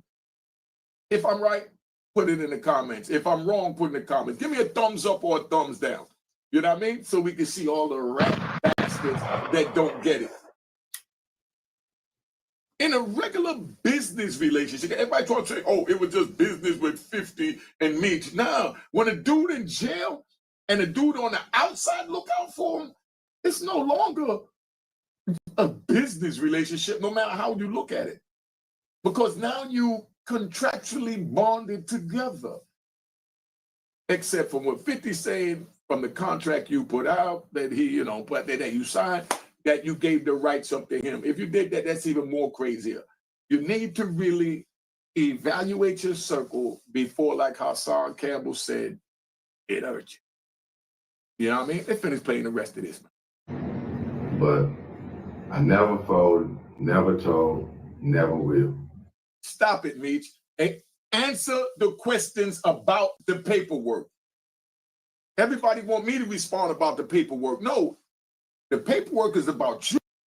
Yeah, you like you answer the questions about it, and my boy Unique, he's only saying this because he been out 4 years and he did 26 years, and for doing 26 years, he, you know what I'm saying, he's saying he understands, and a lot of real niggas do understand. A lot of real niggas understand what's going on, but Meech is over here, being Meech, but he has a valid point, but he ain't the one to be judgmental, like he said. He ain't got no heaven, he ain't got no God to put nobody in, he ain't got no hell, he ain't got no heaven to put nobody in. Niggas is just righteous, but niggas is like, You, big bro. We don't need to hear you say you. We don't clean up people's lives over here, We ain't gonna be the ones that over here clean up your lives, tell people clean up your lives, do all this shit, We don't clean up people's lives over there. The most righteous, you know what I'm saying? You gotta clean up your own lives. Someone else coming over here trying to clean up your lives or that's something different, That's hassle. No one's gonna be stressed out on other people's lives, You know what I'm saying? That's not how it works. You know what I'm saying? Never this, never that, because we've seen a whole bunch of allegations that look pretty strong that you did do everything you say you didn't do. Not saying you did, because I haven't looked at the paperwork. But you know the paperwork. Another man read the paperwork up there. I know you saw the paperwork. 50 done called you snitch. 50 done said that he got your broad, you know what I mean? Tammy Cohen, that's going to flip on you to get a bag. Cuffy already said that Tammy Cohen was an attention whore. No disrespect to Tammy, but that was the words he used. So therefore, she's an attention whore, and now she's getting her attention, and now she's the Big Meech. She's the star, but she's going to ruin Big Meech and elevate to the top. She might even get a modeling gig out of this with your son. They might even play a love interest in the movie. I mean, that's how life turns out, big bro. Stop it, man, and look how you sitting there. And you sitting here telling us you never told. Show us you never told. We don't want to hear nothing from you until you answer the allegations of this paperwork. Am I right or wrong, y'all? Put in the comments. Y'all want to hear this crap he talking, or y'all want to hear the facts about? Show us what's wrong with the paperwork. Show us how you didn't tell. Show us something. Tell us something. Stop the games. We're not fools. Who is playing these games with you to make you believe that we're foolish enough to just have you sit on the couch and say, I've never told. I never folded, dog. That was 30 years ago until this paperwork dropped. They say that you folded from 2009, you hit him with the thing in 2013, trying to set him up, but it didn't go through for 13 years. And then now, here it is years later, when you're almost done with your bid, then now you take a deal to come out, and now all this paperwork come out. Then you came out, and this is just what I'm thinking. Just my assessment from being in prison and knowing about this type of situation. Meech was in jail, and didn't they say that this chick, Tammy Cohen, was Blue Da Vinci's girl first? So you hit sloppy seconds behind your man, Blue. Your man Blue went up, must have called you a rat, you called him a rat, whatever happened. I don't even pay attention to this crap like that. But bottom line is y'all fall out over Tammy. And Tammy go with you because you had the name and the brand. And then now, all of a sudden, you trusted Tammy enough while you was in there to give her your life rights. She took your life rights and she went to 50, signed over the life rights. And then she said a little bit too much and she must have told him, yeah, I'm an informant, I worked out, I'm getting him out so that he could come out here, but we could do this before he come out, make these millions real quick, and then Fit, you can act like you ain't no Fit. It's just that simple.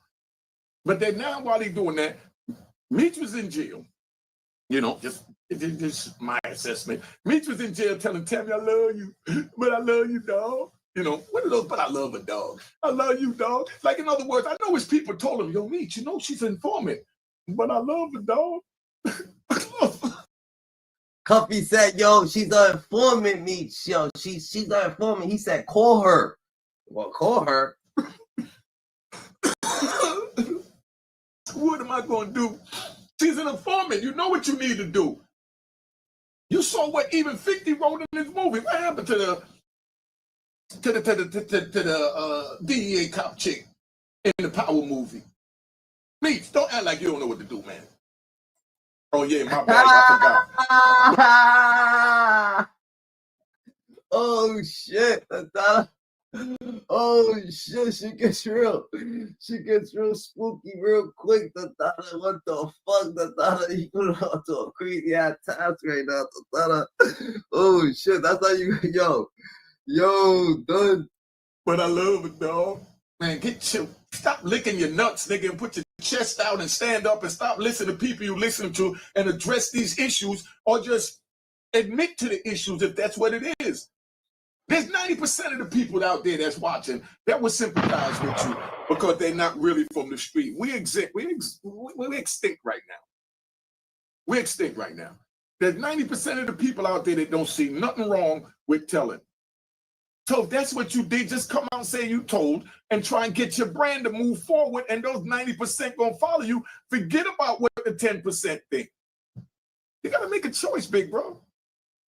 Own up to it, prove it, or they're gonna Yeah, because nobody else is gonna sit there, nobody else is gonna sit there and clean up your lies, No one's gonna sit there and clean up your mess, Niggas is just absolutely just seeing, showing what's on the plate, People probably absolutely know what's going on. People absolutely had the chance to do it. People absolutely know exactly what's going on. People probably, you know what I'm saying, came across the situation. People probably already know all these situations, You know what I'm saying? Like, they probably know the Frank Lucas did it, the Nicky Barnes, a lot of people already did it. It's already like, but you gotta understand that. You know what I'm saying? No one's gonna clean up your life. That's heartache, bro. You know what I'm saying? That's your job. Clean up your own lives, your own mess, GG. You know what I'm saying? Everybody's gonna have to stay righteous to themselves, GG. You just say, kick you out your freedom. Because it ain't gonna stop on social media. Only way it's gonna slow down on social media, and y'all be on the lookout for it, and this will let us know what's going on with this too, if they drop something new on Diddy from New York federal system. If they drop some info on Diddy while this is going on to take the heat off of Meech, that's when Meech will be able to breathe. But who told you to sit on that couch? Listen, if that was me, right? And this is just me speaking, for me. If that was me and my team told me to sit on the couch when a man accused me of being a rat, showing paperwork that I'm a rat, and then I'm going to sit on the couch and say, I ain't never tell. Don't believe the paperwork. He didn't even say don't believe the paperwork. He didn't say nothing. I mean, what the hell is going on here? Yo, Meech, come on. I was locked up for your run, but you're giving us a bad name of kingpins, my brother. You making us kingpins look bad right now. Yo, GG, the Dada, he said don't believe the paperwork. Like, what the fuck? Don't believe the paperwork, yo. Yo, GG, the Dada, like, damn, GG. It's a whole new ballgame, OG. The rules have been, it gets different, the Dada. You niggas gonna have to fess up, bro. Nah, niggas gonna have to fess up. No one's here to clean up anybody else's wrongdoing, Dada. No one is here to do that, Dada. That's what it is. No one's actually here to clean up no one else's wrongdoing, bro. People's here just to do what they gotta do. Cleaning up someone else's wrongdoing,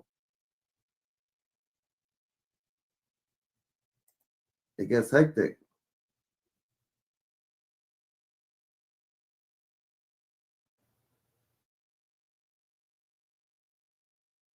That he has to understand that business is business and that we need to move forward. And if now he's made another move and it's a money thing. So now he needs to go over here to his other side.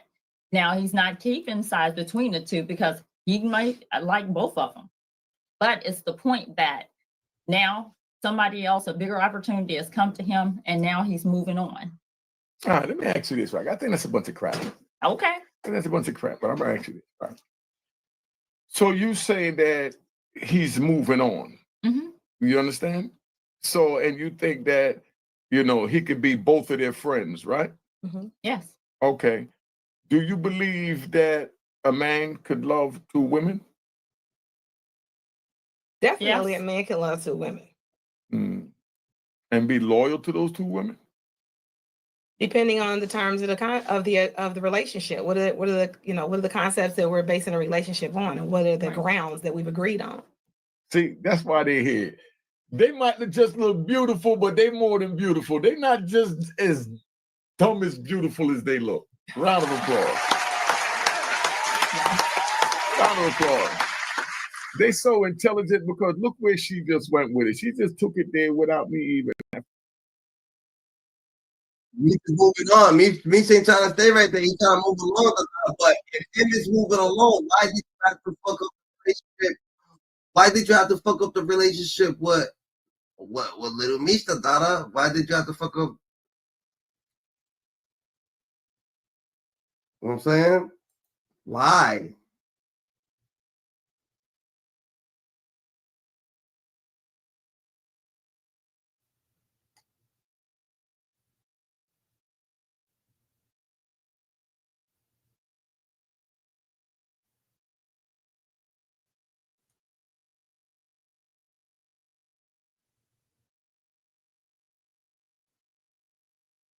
That shit's hectic. That's a good hectic. The Big Meech is.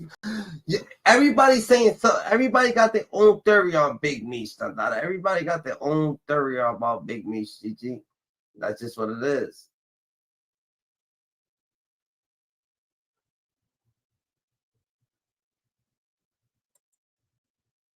And we gonna just have to get to the truth.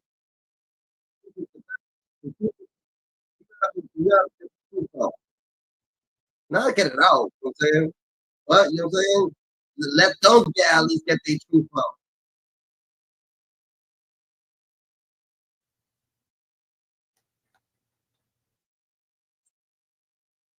Flannery just wanted to make sure that his name wasn't in any court documents. So let me ask y'all this. If Meech Flannery's name is in the documents, what would you label him as? This is coffee talking. This is a serious conversation, a serious topic. Because a lot of the young people, they sit back, they enjoying it on social media, but yet they out there breaking the law. And Cuffy not in jail for murders, bro.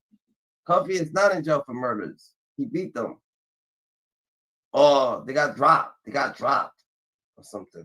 And they too could wind up in this situation.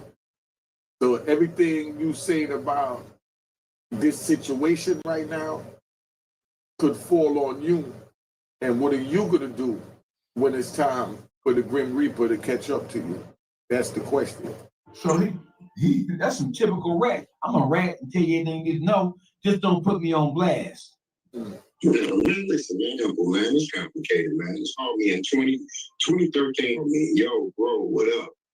Yo, check this out. I got some good people, man. Yo, I gotta get off this joint. Holler at Tammy. Let's get it. That's how it started. So that's how it started. I talked to Blue earlier, and Blue said that when you came back in the day, when you came down, he gave you access to the Bentley, I believe it was. He said that when you were moving around, that you were moving around in part with Tammy in the attempt to kind of like sell the story. What was your relationship with Tammy as it relates to the BMF story, your life, rights, and Meech? What y'all trying to do with that? He introduced me to Tammy around 2009. My job was to procure a movie script. And so that's what we were working on. I told her that she needed to get his life rights, and that I would get us a deal, which me and Louis Burrell did. Louis Burrell is an opening with MC Hammer's big brother. Gotcha. Go way back around with him on the music tip. Year got Hollywood in the headlock. And so me and Tammy had been taking meetings in LA for years, starting back in 2009. So we had nothing to do. It was perfectly legal. As a matter of fact, all of this documented in the case, in the paperwork. So let's get back to Blue and the Blue Bentley Coupe. Okay. So when I come to town, I run into the home, Lil Blue. I grab the car, and so I'm moving around. But before that, then another Mexican at me that was a government informant, confidential source. I didn't know the dad, but when I meet him, he rubbed me the wrong way. You feel me? Right. And so I bagged up both of them. But come 2018, when we get. You see what I'm saying? He's saying dude rubbed him the wrong way, somebody that he brought him around. See, we have an instinct when you on the street. There's certain things you do and you don't do. There's certain things you ask and you don't ask. He just felt the vibes like, yo, why the fuck this nigga talking so much, Dandada? But homie knew what it was, Dandada. Homie was trying to tell him, Dandada, probably, or some shit. Now let's listen to the rest of this and you'll see exactly what that is. Get the discovery, I find out that he was an agent, and that a confidential source had introduced us to. So now they're saying that when he get a discovery that he found out that the guy that rubbed him the wrong way, that he knew something was wrong, was really an agent, and he was introduced by the confidential informant, and the person that introduced him to that man, Cuffy is saying is Big Meech Leonard. Big Meech introduced him to him. Big Meech introduced him to the dude that was a CI that he first introduced him to, and he introduced him to Tammy too. All right, just want y'all to understand the story. Who introduced me to him? Nobody, nothing other than Big Meech. Right there. So he's saying Big Meech introduced him to the dude that rubbed them the wrong way. Now he's going to tell you why he rubbed them the wrong way. Pay attention. You ain't going to get this type of content nowhere else. I'm breaking down the prisoner's conversation so that you could understand. Nothing came out of that because he rubbed me the wrong way. He got to talking about who caused this, man? Is it paid for? So it just see right there. Huh? He asked him whose car is it? Is it paid for? No one asks those questions in the hood. But and why the fuck you asking if this car paid for, the daughter? Like, what the fuck does it fucking matter, the daughter? Like, you asking mad questions, the daughter, like, and ain't like what does it matter, the daughter? No one ain't. Yeah, that's right. That's right, Gigi. And this is a person that Big Meech put him on to, the daughter. But he said when he asked him no questions, the daughter, he backed away from the situation. The furthest thing from Cuffy's mind was that he was a cop because he knew Meech would never do that. This is what he felt at that time, that Meech would never do that. But once he got the paperwork and he looked back, he realized that it was all a setup from day one, and he dodged the bullet. He caught 27 years. Y'all think that's a long time? I just did 26 and a half years straight. He didn't know he just stopped. He didn't do business with him because the questions homie was asking, questions said, yo, who car is this? Yo, is this your car? This is that. He's like, yo, what the fuck, nigga? A person who's selling that much shit, they shouldn't be asking me questions like that, like, what the hell? No one ever asked me. So he's like, yo, what the hell? All right, bet. Yeah, I'm going this way. So he didn't. He just went about his business, You know? And it didn't seem like a long time. I lost a hell of a lot. That's when I realized it was a long time. Just like Meech went in as Big Meech, and then he come out now as, what's his name? Whatever his government name is, Demetrius Flannery. Now you're seeing Demetrius Flannery without the BMF brand, you know, without the J-Bos, you know, without all the, you know, the young Jeezy. Without all the glitz and glamour, he's broken down to the man that he is, and now it's up to you, Meech, to show the world who you are. When I came home, I was the same way. I wasn't unique with the Club 2000, Mecca Audio, and Fifth Street on the... Nah, it's all right. You can ask your questions. I'm just answering questions, bro. I'm just answering the questions, GG. Ain't nothing. We just answer the questions. You know what I'm saying? We ain't here. Looking, we ain't here to clean up no one's lives. We ain't here to clean up other people's lives. We ain't here to tarnish people. We ain't here. We just here simply we just here with a stop sign. In the street, there's a stop sign right there. You stop before you go. You hold it up. It's red. It's bright. It says stop. Look at it. And then you can go about your business. You know what I'm saying? No ditties, no this, no that. But this is different. Beach in Miami and down in Virginia Beach with Thomas Slaughter and E.T., Winky, Titus, Cam, the whole nine. That ain't the unique no more. So now I had to rebuild myself, Meech. This is to you, Meech. I had to rebuild myself, and they call it now brand. I had to rebrand myself. Back then, we were just being us, and us was a brand. You had BMF, I had Mecca Audio. That's what it is. We didn't know because we wasn't in. And you asking all the right questions, GG. You got to understand that you actually asking some right questions. Everybody want to know the questions you asking. We all learning. We all learning because more or less, you got to understand that a lot of shit, people don't see, so we just trying to, you know what I'm saying? It's getting shown, so you can see. So you can understand, have understanding of it. In the Fortune 500 world, but we was living it and running it, but just didn't know the proper lingo. So now we have our brand. So now, Meech, you have to restructure that brand into something, but you caught yourself in the pickle because now you caught up with the beef with 50 Cent. That beef with 50 Cent, man, I'm going to speak on that, man. That beef with 50 Cent, Meech, this to you. This ain't to the YouTubers. That beef is like this. You came home, the man set your son up, set you up, set the brand up. He did what he felt he needed to do for you, and he didn't owe you anything because he already paid you when he did what he had to do as far as setting your son up, setting him to acting school, getting a job, you know what I mean, getting a career, putting the BMX brand back on the map. He already gave you, but then now you come home and you expected more because you're Big Meech and you don't need anyone to give you anything. I understand that because I don't need nobody to give me nothing either. I got to earn mine, just like you trying to earn yours. So you went to go holler at Rick Ross because Rick been at you, trying to holler at you. So now you holler at Rick Ross, you talk to Rick Ross tell you something that sounds beautiful. I understand that. This is for Meech. I'm talking to you, Meech. You watch this. It's a man that 26 years like you talking to you, right? Now, when you went and heard what Rick Ross had to say, you know more than anybody else watching this.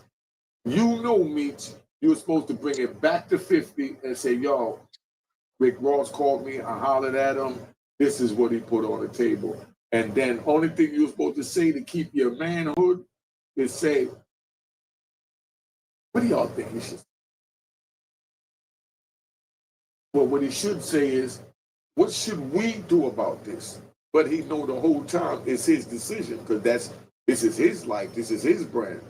But at least make 50 feel like he was a part of that decision-making conversation, and you may have had his blessing, or 50 may have doubled down. Yeah, you gotta understand that. Ross did put money in his hand. So if it was only Ross, you know what I'm saying, and that was the case, and 50 didn't feel like he was getting antagonized, he'll probably would have let it slide, but it wasn't just Ross, nigga. You know what I'm saying? Southwest T, which is Meech's brother, he took a picture with Supreme, McGriff's son, which is Kyle, I think his name Robinson or something like that, P2, whatever they call him. And that's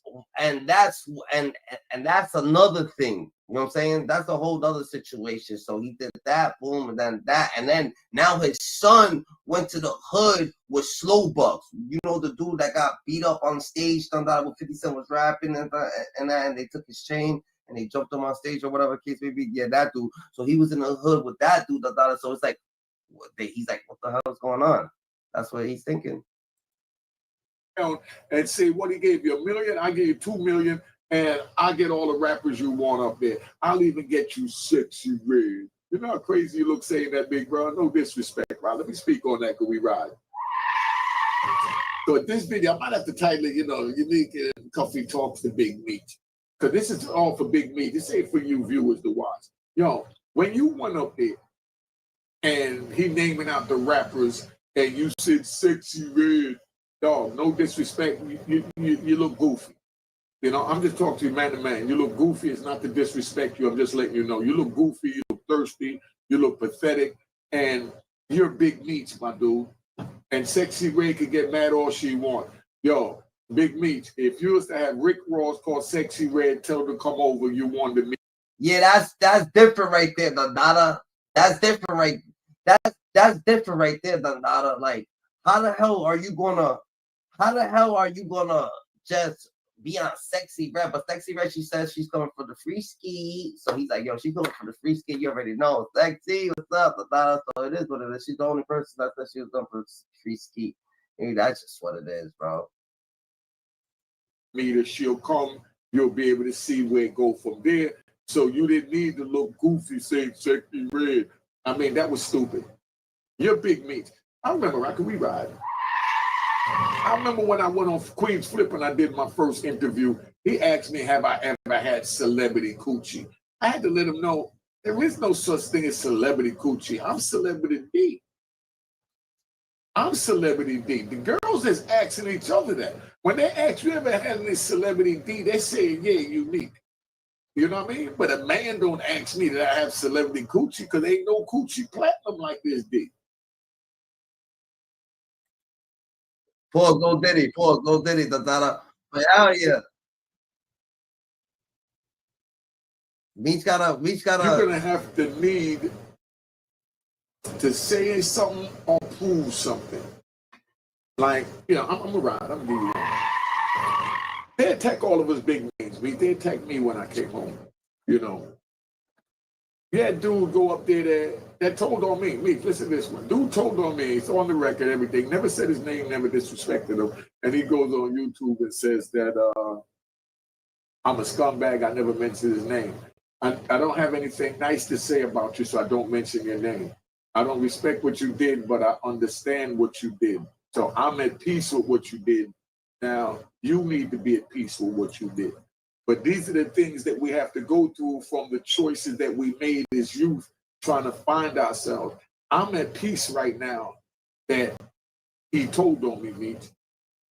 He's not at peace with himself that he told on me. So he went up there saying all that. He even said that I'm not allowed back in the projects. I'm not allowed back on the block. Did I respond? No.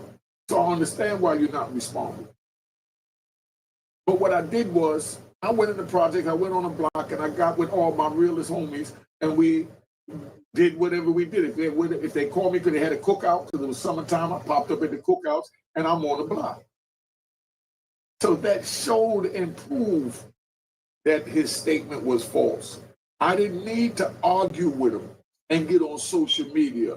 And I'm going to do a video about that where Big Preem calls out to his son, Little Preem, who I had the honor of meeting. And I love the way that played out. And I saw how Son Campbell did a video on it. And I wanted to react to the video. But, and I'm going to call Hassan and talk to him to let him know I'm going to react to his video because I have his number. Just like my number is on the screen, 917-680-9091. If anybody want to get on the show or got anything they want to say, we can talk about it respectfully on that phone number. But we don't need to put it in the comments and divert what we're doing over to some bull crap, if you understand what I'm saying. All right, let's get back to this tape with Cuffy, man. Y'all getting a little too much. Just rubbed me the wrong way. I didn't think he was a police or anything. I didn't think he was a police, but he was just weird. You feel me? Right. He's saying dude was weird to get you back up to where you was at before I started rambling or whatever you rat bastards want to call it. I just say I was right.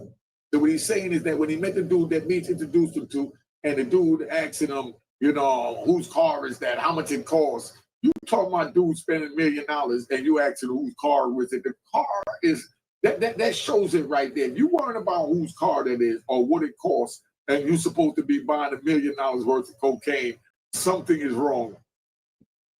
What you do is you observe whose car it is, and then you push up on them if you're trying to sell them something, a cop something to see if they the big man. But you don't ask nobody rambling or whatever you rat bastards want to call it. I just say I was right. Huh? So what he's saying is that when he met the dude that Meech introduced him to, and the dude asking him, you know, whose car is that? How much it costs? You talking about dude spending $1 million, and you asking who that played out. And I saw Hassan Campbell did a video on it, and I wanted to react to the video. But you know, and I'm gonna call Hassan and talk to him to let him know I'm gonna react to his video because I have his number.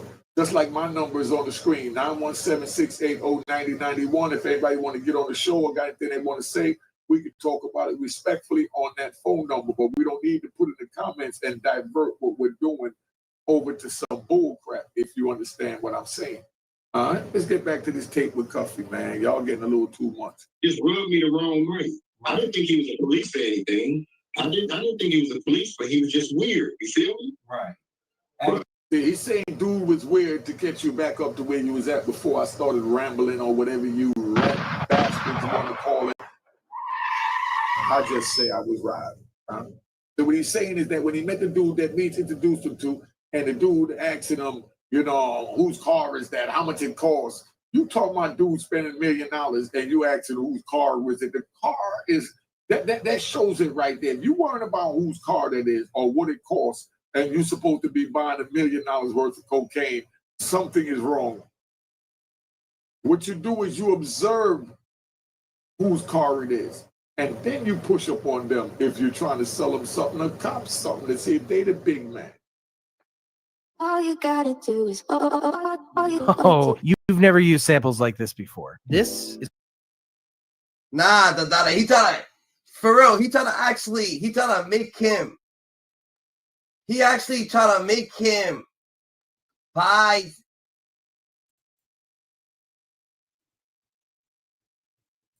He trying to send a Mexican dude to set him up. Then when that didn't work, he was on hold so he tried to send someone else.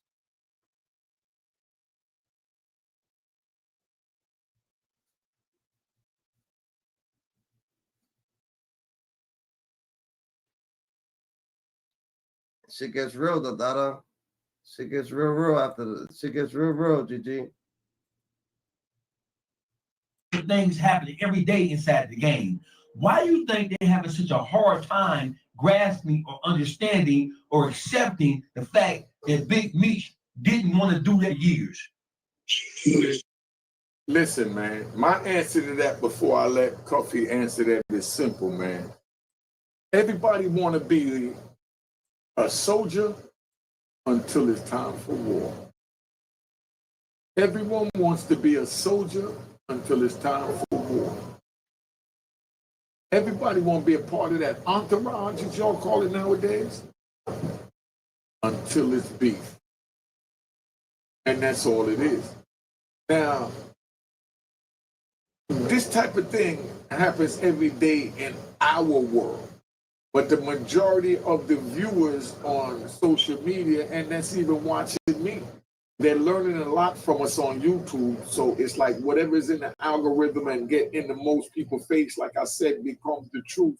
But when you come over here to Unique Mega Audio, you get the truth with an explanation so you can comprehend it. But the key element is comprehension. Okay? So where we at right now is, you know, you got regular people watching this that don't be put in these situations and hasn't been in these situations. I watch men that been down 2 years, 3 years, 5 years, even 10 years, even 15 years. And then they say, man, I got to get out of here. And you hear them whispering to their friends that if they could have told, they would have told. And then you'll get somebody that'll come to you, a man like me, and be like, yo, man, can you believe I was talking to such and such, and he said that he wish he would have told.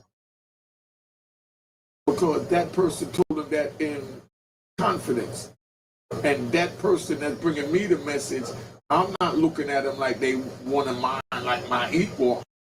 Nah, but it's not that, it's not that everybody. I don't think everybody is actually on time on Big Meech's top pause no Diddy I don't think that niggas actually on stop pause, but niggas is actually just saying that yo, what you over here and you're saying you're beefing with 50 and you beefing with 50 because he didn't give you enough money so you over there and you lined up everybody 50 was with. So 50 lined up with everybody he was with. So everybody that he was beefing with, but people that he was beefing with actually got shit on him, and this is what it is, and this is what it led up to, That's their situation. We're not actually in the situation, but at the end of the day, there's a lot of people that want to be like Big Meech. I want to be Big Meech. I think I'm Big Meech. Rick Ross. A lot of people want to be like Big Meech, but Rick Ross is probably like Big Meech, because he was a correctional officer. But at the end of the day, more or less, and real life reality, all that's just, you know what I'm saying? Just drop this shit that niggas, you know what I'm saying? But niggas is saying that he Big Meech. And homie right here, he did 26 years, and he's saying, yo, I ain't never fold, so he understands the rule, and he had money, so he understands what went on, I'm looking at him like you on the fence and you're waiting to see how I'm going to respond. If I were to respond saying, yeah, I should have told two, word up, then he would have said, word, I've been feeling the same way for 25 years. You know what I mean? But I told, get out of here. That's some rat shit. I don't want to hear that shit. Y'all having that conversation. Tell that nigga to come tell me that in his face, in my face. If not, I don't need to hear what he said about ratting behind his back. So he telling me that so that I don't talk to him because I don't deal with the rats. When they say don't talk to them, that don't mean that they walk by you stick your nose in the air. You understand? If you walk by, they know to go on this side, you know to go on that side. If you make eye contact, you give a nod. That's saying I recognize you a rat bastard. And they give you a nod saying that I recognize that you on the other side. And then we keep going, and that's the way that moves. It's that simple to the point, But majority of y'all that's not believing that this can happen, not saying this did happen with me. A lot of y'all that's not believing it is because you was never in that situation. I was in that situation, and I've seen men and was with men that was in that situation, and I watched them each choose a different method to deal with their time, their morals, their principles. And most of them, their ego is what stopped them from folding. If you understand what that means. Listen, man, you have to understand this generation. You have to understand this generation. Most of these, they got a mentality. He didn't tell on me. You feel me? You got around in every city now. This generation, they're running around with rents because they got a bag. You feel me? I've lost 30-year partners. Some Detroit, I won't say their name, you understand, who told me, yo, Cuff, man, the homie was trying to get the Mexican. He wasn't aiming at you. I'm like, what? You telling me that the homie was trying to tell on the Mexican, and that's cool? So you're dealing with a different generation, homie. Why do you think Big Meech has not raised his voice to speak up for himself and to clear his own name? Why do you think he used? I gotta explain that. I was gonna let that ride, but we're gonna have to explain this right here. So you're dealing with a different generation, homie. Why do you think Big Meech has not raised his voice? Right, we run it back. I've lost 30-year partners. Right here. Some Detroit out the street. Because if 30-year partners, this is what it is, GG. The streets, first rule of the streets, ain't no rules of the streets, so you gotta learn that when you get into the game, but hopefully that you surround yourself with some people that you actually love, and the people that you love, you would never want to see hurt, so you abide by certain laws and certain rules that actually got, that's just what it is. It's not even gonna wind up in this situation. Look what's going on in this picture, right?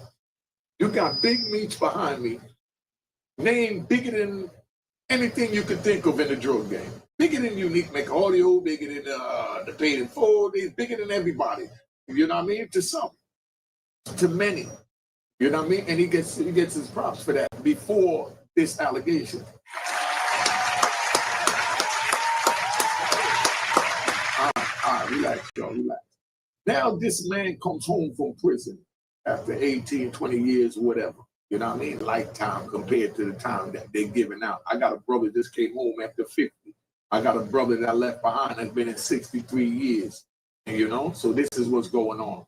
But I want y'all to really understand that he came home and he's been in 63 years. Supposed to be up here right now, movie series, television series, you know what I mean? But he came home stuck in the 2000s when he went in. And he didn't realize that they deal with loyalty in the movie business too. Yeah, he didn't know that he was gonna come. He thought he was gonna come out here.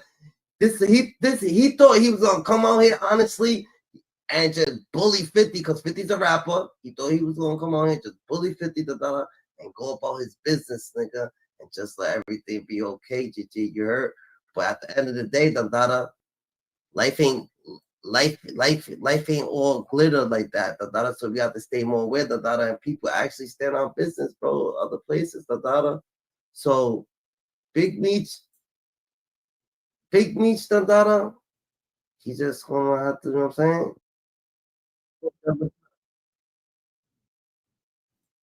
Everybody's saying was gonna set up Cuffy and the Mexican Juarez or whatever, right? Right. But after he's found out, because everybody knows she's an informant now, they're still doing the show with her. They're still dealing with her. She was still on the red carpet for BMF. Set up by one of his best friends, which is Demetrius Flanori, also known as Big Meech. My dad and Meech have been friends for 30 years plus. I've known Meech my whole life. I look at him like an uncle. So, Boss Ricky Rose, the time has come. Meech home. February 13th, get your tickets right now. It's going down. You and Rick Ross. That is desperation at the points that you hear things from him at this point. You know, because if you're looking for someone, it ain't that hard to find me. You know, I'm around. And I'm not used to having an altercation with. And he gets promo of that shit. You know what I'm saying? He said it, yo, I could just venture 50 and get promo. 50 cents big, 50 cents big, That's why. Law enforcement. I'm just not used to saying I'm going to do something to a correctional officer or to a police officer or anyone who's been under oath that's going to say with no problem everything that you've said and everything that's happened immediately after. Like, you know this person is sworn in to tell, you know, like, it's not like, oh, you want to be surprised after he tells everything? Because of what? Because of the line that he said in the song? Yeah. Do you think he's that crazy? Huh? You think he's that crazy? I don't think he's crazy. I don't even care. No, but the situation is that crazy like that. No, it's a correctional officer. It's a correctional officer that is rapping like a dealer. It shows you that's the point in our culture that you can. And that's when shit gets spooky. And you know, niggas could do what they want for, you know what I'm saying? Whatever's beneficial to them, but you gotta stay more aware, You gotta stay more aware. And at the end of the day, is Rick Ross actually, maybe Rick Ross is somebody and he probably, you know what I'm saying? He's probably someone in Miami or something. Someone in Miami. But respect.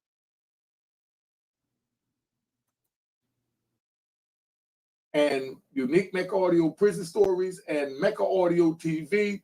Cop my man Lou Sims' book, my book, A Roar in Harlem. Let's keep it popping. All right.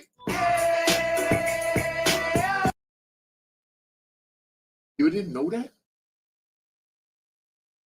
Why did you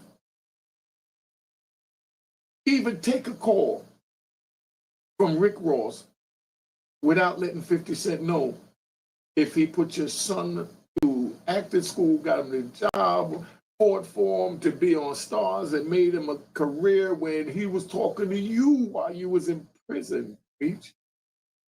And while he talked to you while he was in prison, he told you that his back was against the wall and he didn't know what to do, where his life was going. And then God sent you 50 Cent to be there, to be a surrogate father for your son. Now, after he do this, he get him a job, put mom billions in his pocket. He doing his thing, got his career, big BMF chain. He looking like BMF right there, because we ride. Right there, Meech, you should have came home and let your son have the torch, and you sit back as the OG and wait for him to give you some grandkids if you don't already have them, and enjoy your life as your son take the heartache and pain that you went through, your traumas that you went through, to the next level so you can eat. And you see this Cashbox shirt, make sure y'all recognize Cashbox. I'm going to break that down to you. We're going to bless you with something. Cash App don't do that. If that wasn't my auntie, I was ass out. But let's ride back to the program. I had to do that because this is sponsored by, Cashbox. But anyway, so 50, now to you, right? You did all that to Rick Ross, and you thinking that Meech, now we're bringing Meech in, you thinking that Meech is dealing with loyalty because he ran BMF and they said BMF was ran on loyalty. I say the word was because if Meech turns out to be a rat bastard, then was is the proper term, and his will be obsolete. It's not looking good, Meech. That joint you did yesterday sitting on the couch, no disrespect, they gave it to me at one time while I was in prison too, not doing the federal bid because I already knew about it.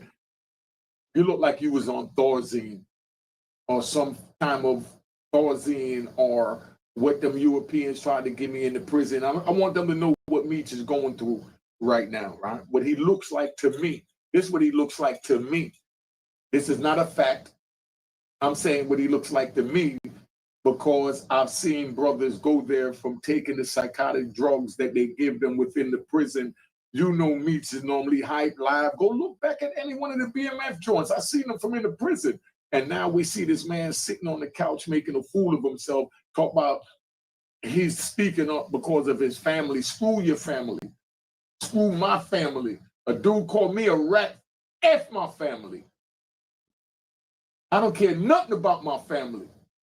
My family is nothing without my legacy. And neither is BMF without yours. So when you sat on that couch, you should have been more assertive and had some type of documentation to show that. That's what I'm saying. He's looking at his son like, yo, what the fuck? Nigga, my son want to beat me, all that shit that he's doing, is fake, is for TV, nigga. So it is what it is. But at the end of the day, that's an acting career, GG. And he got a career going, and you should be proud of him, and you shouldn't be putting him in the mess that they got going on. But, you know what I'm saying? You should have just let them be, whatever the case may be, where he got going on with 50, and see where he let him, But niggas want to have the spotlight, GG. But it's not about having a spotlight. Maybe he just ain't feeling it, You know what I'm saying? He's already up, He don't give a fuck what the fuck niggas got going on, What this Mr. Cuffy is saying is not true. But you sat there, want us to take your word for it when we see all this, alleged proof in our face. We got the man, your co-defendant. We got the female, 50 putting out leaked recordings where she's saying that I'm going to tell my truth however it make me go. You know what I mean? Giving us the impression that she's going to tell her truth, that you are a rat bastard.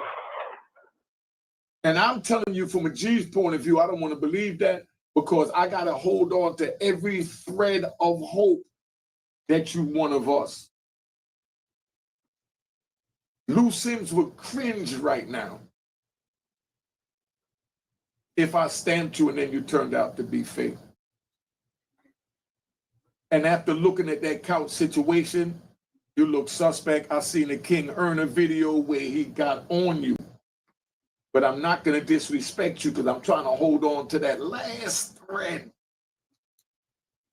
that this is all a 50 Cent hoax. Yeah, 50, I threw you in it. You know? But at the end of the day, what's in the dark will come to the light. So by you sitting on that, let me give y'all a ride. Y'all remember the Diddy situation when Diddy went through it and he got through it with Cassie and he sat there and Cassie sued him and he settled within the next day. And then he said he had nothing to do with it. She was lying. It was a money grab. And then next thing you know, CNN dropped videos of him stomping around like she was a dog. And then he goes up to make a video apologizing, saying he was in a dark place, in a different place at that time. But why did he say that when he settled the suit instead of that it was a money grab? And that's where Diddy would never be able to bounce. This ain't a money grab, though, because him and Supposed Meech and shit like that, 50 Cent, and don't hang with Slow Bugs, hanging with Rick Ross, hanging with, unless they all friends now and they all got a money grab going, then it's what it is. Bounce back from that. He gonna bounce his career back, you know what I mean? Because he ain't gonna get life. He gonna bounce it back. We ride. So now we got 50 Cent and Rick Ross having his beef, and You found a place of complete 50 Cent, Rick Ross been out the beef, but why Southwest T took a picture with Supreme Son, and then Lil Meech went to the hood with Slow Bugs. Like, stop the 50. A lot of things. That he got a dude from Detroit, right? I can't believe this. He's smiling, cheesing that he got a dude from Detroit when he could have did movies for the last decade or more on the Booby Boys. Like I said, Jed from St. Pete, his father, Wonder Man, you know, that was one of the founders of crack cocaine in St. Pete. Nothing to brag about, but it's still our history. And nothing to glorify, but it's still our history. We had a dark side to our history, but look at his grandchildren now. His grandchildren is successful. But he made bad choices. I made bad choices. So don't judge my grandkids on my choices, right? Then we got Big Mike, Michael Barnes. Michael Barnes' son, right? So you know. Yeah, they saying but 50 Cent, they said that 50 Cent fucking ratted on Preem, but 50 Cent ain't get Preem locked off, because 50 Cent fucking 50 Cent, Ghetto Quran Ben came out, it Ben came out. That's what got 50 Cent popped. That's what got 50 Cent popped, the Ghetto Quran, but that's what they said. They said they was calling 50 Cent a snitch because of the Ghetto Quran, and they try to say that he snitched on, he was snitching and dry snitching and shit like that on Ghetto Quran, but that shit got him shot. You know what I'm saying? That shit didn't get knocked off, and they saying that Black Charles, that he snitched out Black Charles from stabbing him and shit like that, but they saying that was the producer and the DJ that was up in the whatever doing the things. Oh, listen, man. I had a house in Miami. I had 5th Street on the beach with Monoman. Big shout out to Monoman. Gunshot. I ain't even tell you all about 5th Street on the beach yet from back in the day. If y'all from Miami, y'all know 5th Street on the beach, right over the bridge. You know, that go up and down, and you got Luke Skywalker on the right, 5th Street on the left. You know what I mean? You bust it, go back. If you go over there, go rob somebody. They throw the bridge up so you can't get back to the Liberty City, Cal City style. I mean, I'm from Miami. I remember when they was down there, had that first major carjacking where they carjacked, you know, some tourists that was down there, took their car, and they wound up tracking the dude down all the way to California from Miami. That's when carjacking first started jumping. I remember it starting in Miami. The movie said Newark. I remember Miami. Newark, no. They said a lot. They said a lot of things, Dada. You know what I'm saying? They said that that he shot his baby mom, whatever the case before she was like, a lot of things came out, Dada. A lot of things come out, Dada, after the fact, but it's Preem locked up for that, and that's what Preem locked up. It's Preem locked up because of the 50 situation.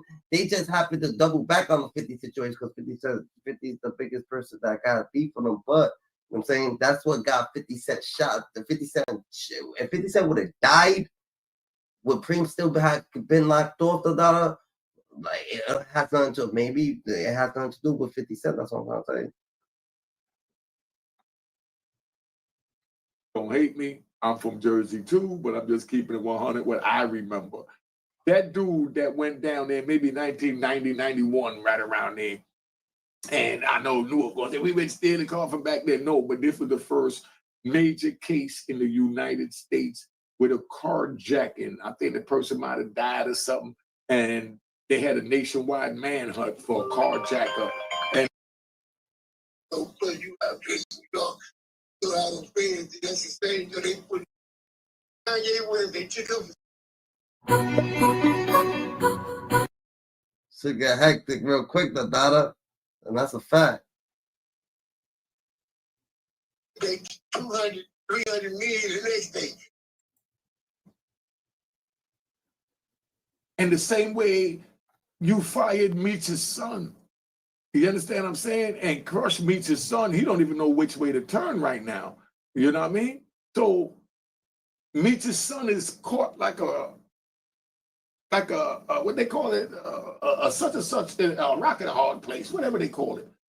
But now how that play out, so y'all really understand is you can't hold 50 Cent responsible for that. I just wanted to bring him into question for Rick Ross, so y'all don't say why I'm asking Rick Ross and not asking 50 Cent. But I spoke on Miami first because my question was to Rick Ross, like, why would you bring baggage that's questionable over to your brand when you had men, like I said, the Boobie Boys, Jed, Travis, Miami Boys, Convertible Bird, Willie Capone, Ricky Brown Lee, you know what I mean? Flower Man, Court, I keep saying these names, Mike Barnes, you know Mike's son, Jabbar. I talked to Jabbar while he tried to reach out to you for me while I was in Coleman with Mike Barnes. And I was told that this was your family. He spoke about you like he would give his last breath for you. Why not do a movie on Mike? Mike Barnes. Mike. Big Mike. Travis. But anyway, could we ride? We got Lil Meech up here caught between a rock and a hard place, but what's going on is 50 Cent right now is not doing nothing wrong from a street level, because if you... What happened is, the data, shit got brutal, the data. Meech ain't used to have partners at the end of the day. He ain't need no partners, the data, so he's feeling like he could do this shit by himself. He don't need 50 Cent, the data, and he could be getting to the bag by himself because he got goals that he got to accomplish, the data, and he's going legit, so probably he needed everything to go, you know what I'm saying? To go how he wants it, but at the end of the day, 50 Cent wasn't having it, and shit got brutal, GG. That's just what it is. 50 Cent happened to, you know what I'm saying, stand on business. So y'all just make up your mind what y'all think is going on, the data, you know what I'm saying? And that's just what it is, GG's. You heard?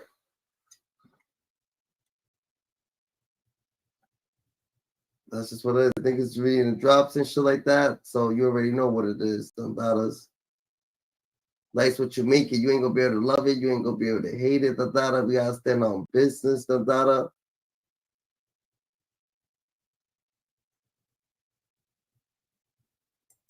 And it is what it is. You know, fabricate this shit. We don't make this shit up. Right to it.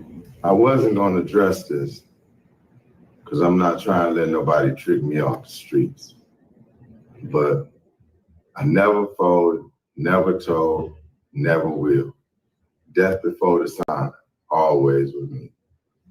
So I'm doing this for my loved ones and the support of my friends and family to come out to the Amaran Arena, February 13th. When the nigga took the picture with the nigga. He's beefing with him over words, but Southwest T took a picture with Preem Son Dada. Fucking, he took a picture with Rick Ross, and Lil Meech went to his hood with Slow Bucks.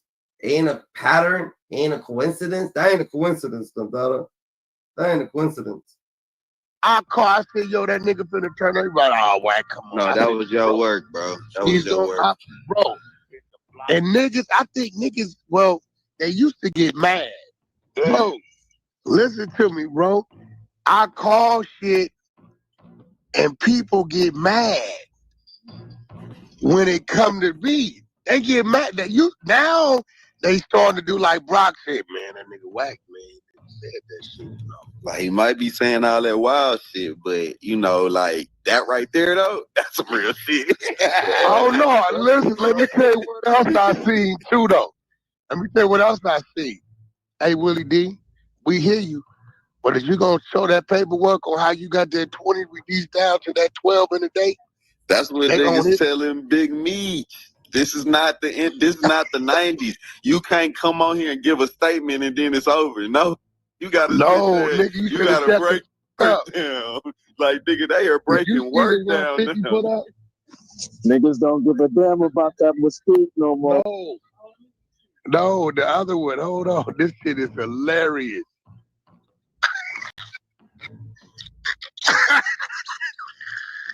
Yo, that shit is hilarious. They got the nigga with the papers in front of me. Brock, did you see that one? Which one? Let me see. Nah, you ain't seen this one. Let me put it up top.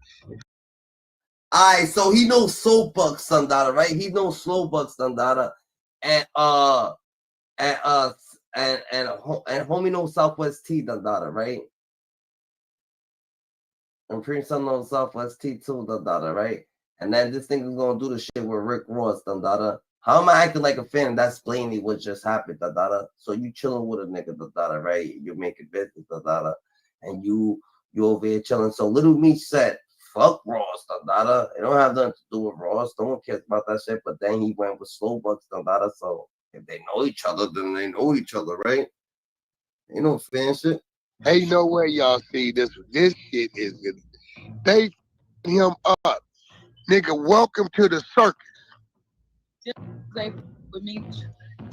50 next play is he's naming artists that he know ain't gonna show up because they don't rats.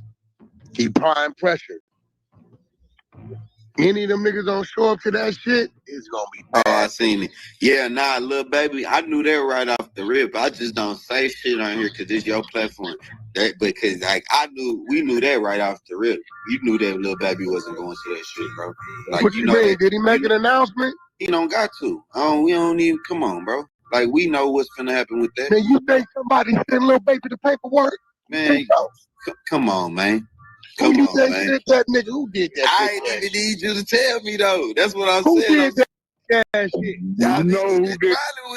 Who did that shit? Sent Lil Baby that paper. You ass nigga. Who the shit? Think it was that nigga Cash. I ain't gonna lie, that nigga he be doing that shit, man. He sending niggas paperwork trying to expose. It was the bald head nigga. Big old nigga think he cool. What's happening? I don't want you to be eating that right now when you look at that text message. Don't be.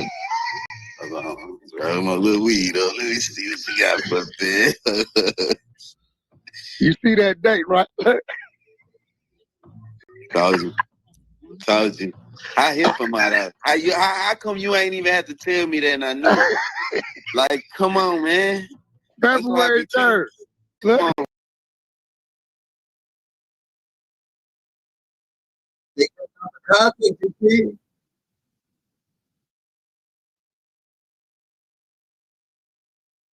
giving out the contract. That's just what it is. They only giving out the contract. That's what it is. He said that's what it is.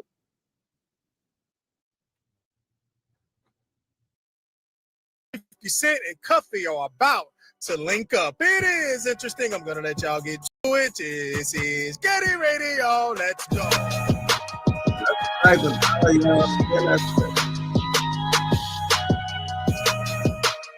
Come out to the Amarana Ring, February 13th.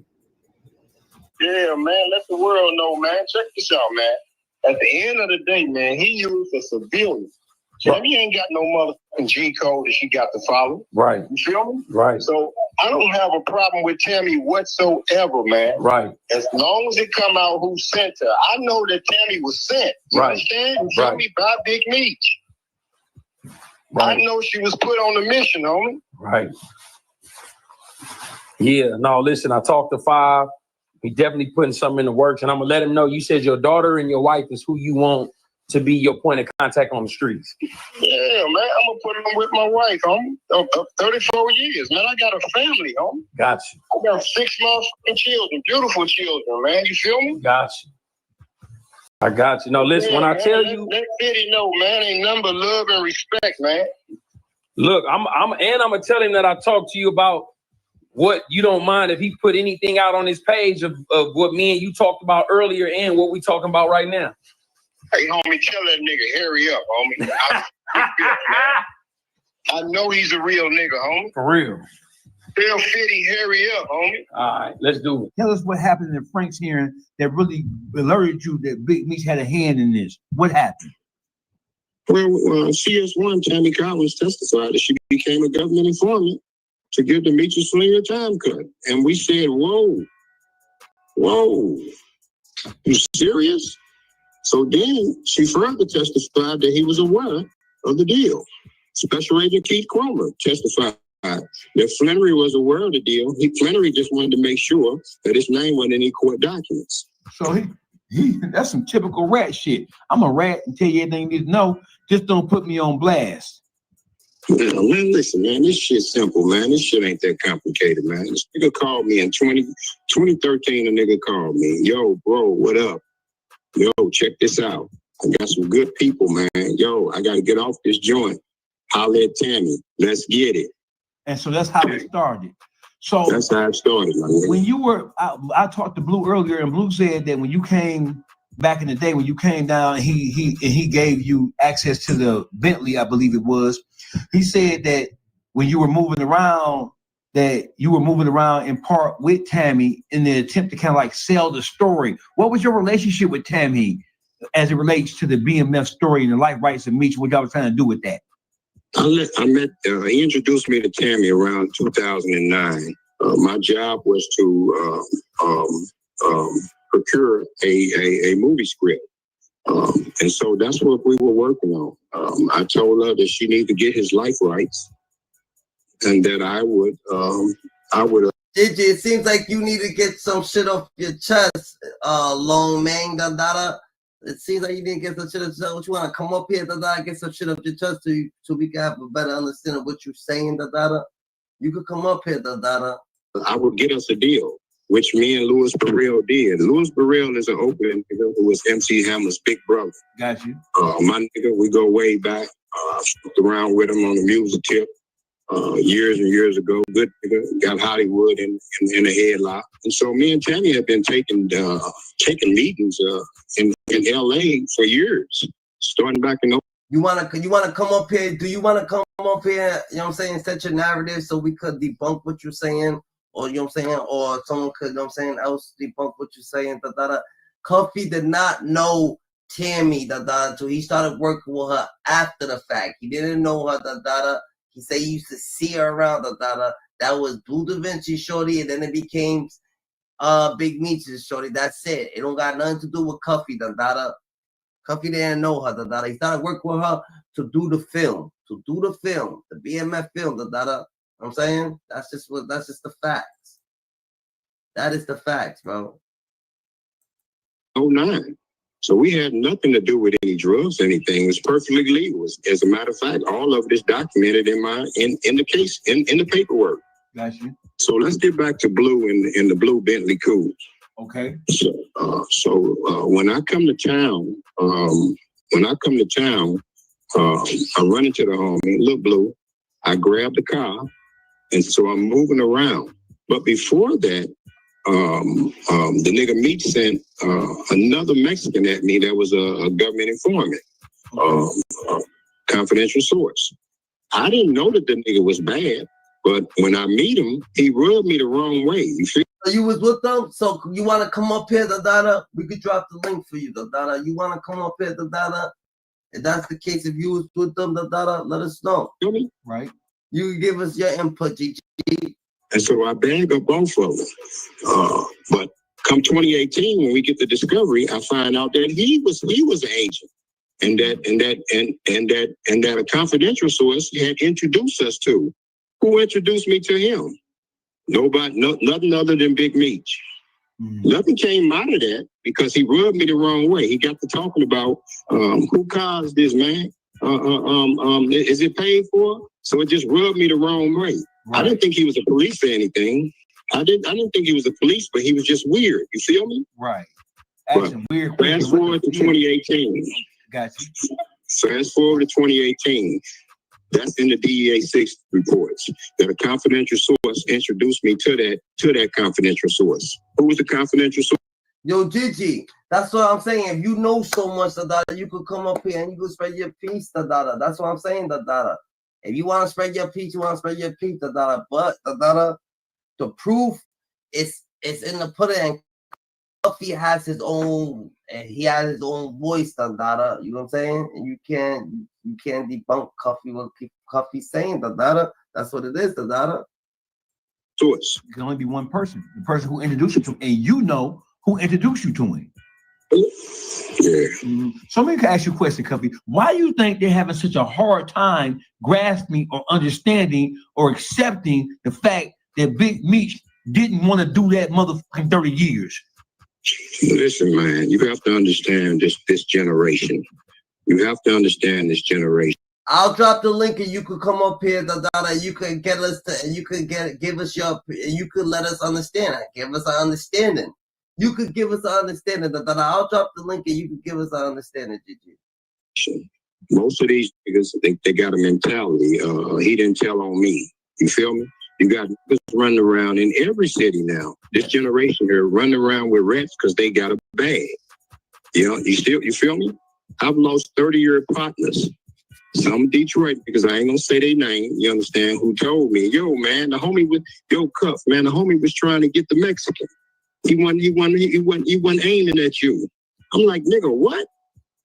You telling me that the homie was trying to tell on the Mexican, and that's cool? So what do you want to say to the people who are still the staunchest defenders of Meech, even in the face of, no, back up for a second, bro. Let me just clear my head for a second. Why do you think Big Meech has not raised his voice to speak up for himself and to clear his own name? Why do you think he's using all these proxy niggas to come up and stand up, try to argue for him instead of standing up himself and answering this shit for himself? Hey, dog, check this out, homie. This shit is indefensible. You feel me? This shit is indefensible, homie. All right. I think you feel the same way I feel. This nigga's an ungrateful nigga. You feel me? Right. So this shit is indefensible, homie. Right. So how do you feel about people like Lil Meech and the Sosa guy, like trying to attack your family name and directly trying to go at your people, at your blood? How do you feel about that? They trying to fight for their brand. They trying to salvage this BMF shit, homie. Because this is how they make their living. This is how niggas is getting in the clubs still to this day. This how niggas fucking, you feel me? They trying to salvage. Bro, you just got out the feds, bro. You don't gotta show your face, bro. You don't gotta show your face. Keep the kid. You could put a ski mask on, GG. You fresh out the feds, Dada. You know what I'm saying? You could put a ski mask on, Dada. You know what I'm saying? Everybody got their voice, Dada. Every you know what I'm saying? Everybody got their voice. Everybody's living how they live in, GG. You know what I'm saying? You could come up here, Dada. You could spread the word, your word, Dada. You know what I'm saying? It is what it is, bro. You know what I'm saying? If you hide in your face, if shit gets wicked, Dada, you know what I'm saying? Just stay righteous, GG. You hurt? That's just what it is, bro. You're gonna have to stay righteous, bro. Come up here, Dada, and you know what I'm saying? We can hear your story, Dada. That's what it is. We give us an understanding of what's going on, Dada. We need understanding because you gotta understand, Dada. There's everybody out here thinking they Big Meech. People want to be Big Meech. I think I'm Big Meech. People out here trying to be Big Meech, Dada. and they think that, oh yeah, this is what happens, you gotta stay grounded, but is it? Is it? We gotta understand it, and that's a fact. We need understanding, GG. They ran on me, and you don't. What about Cuffy? What you talking about? What you think? Cuffy don't got them goons behind him, You think Cuffy ain't saying what he's saying? You don't think Cuffy standing on business too? Big Meech standing on business too? 50 Cent standing on business? Everybody can stand on business, It don't stop just one place, bro. You don't have men anymore. So the silence only says complicity. You feel me? Cuffy speaks once again, man. And right here, man, we already know 50 Cent is going to respond in 50 Cent fashion, man. He put up a post after Big Meech said what he said in his post, pretty much saying he's solid, death before dishonor, etc., etc. 50 Cent put up a post saying, if the artist on the bill don't show up, are you going to want a refund? Big Screech is not even going to be there. All right, then. Damn, how about you come and you could speak, and you could have, you know what I'm saying? We could have us, you could give us the opinion, since you know it, we need it, you know what I'm saying? We're listening. We're listening.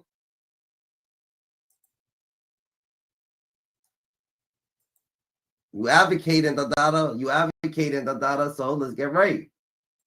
He can't go out after 6 p.m., but don't So you feel that Cuffy's lying. You feel like Cuffy's over there, got his daughter and his wife over there just advocated for him, saying that Meech is wrong, that Meech did him wrong, You think that that's what's going on, bro?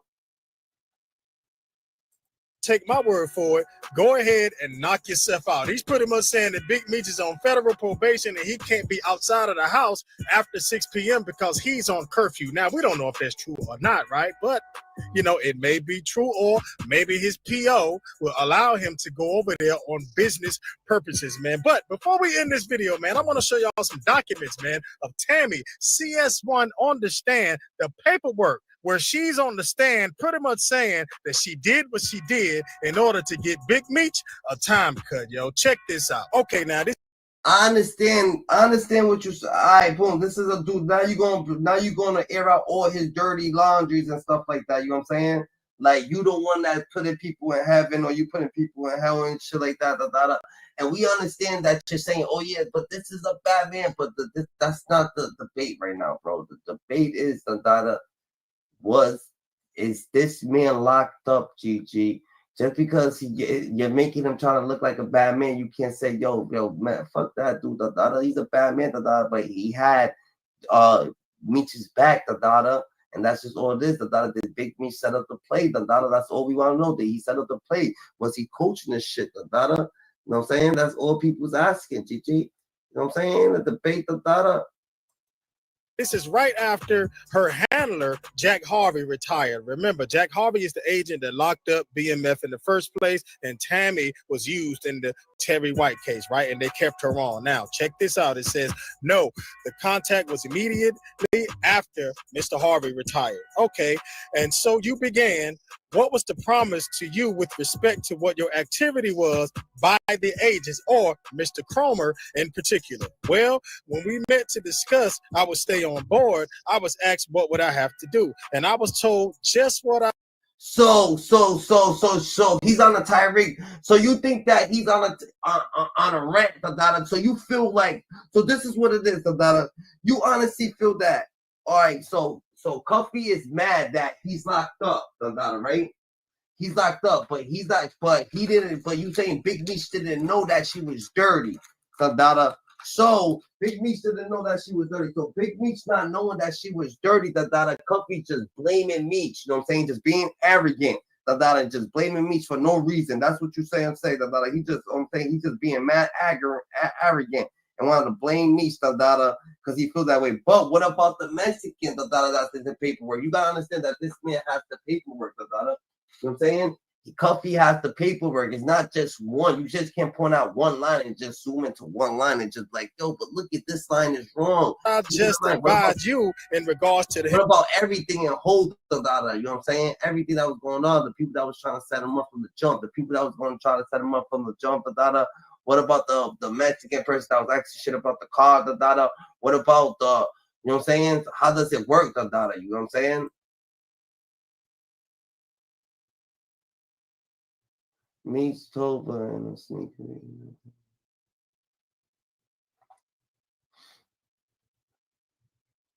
Shit gets hectic, bro. Hispanics. And that's when I said, okay. And if I can get something big, he said, you'll get a lot of money. And I said, can I get Demetrius Flannery's time cut? And he said, we can work on that. And you mentioned Demetrius Flannery's, Big Meech's name to Mr. Cromer. Tammy says, yes, I did. And that was perhaps helping him out. She says, yes, that's Demetrius Flannery, right?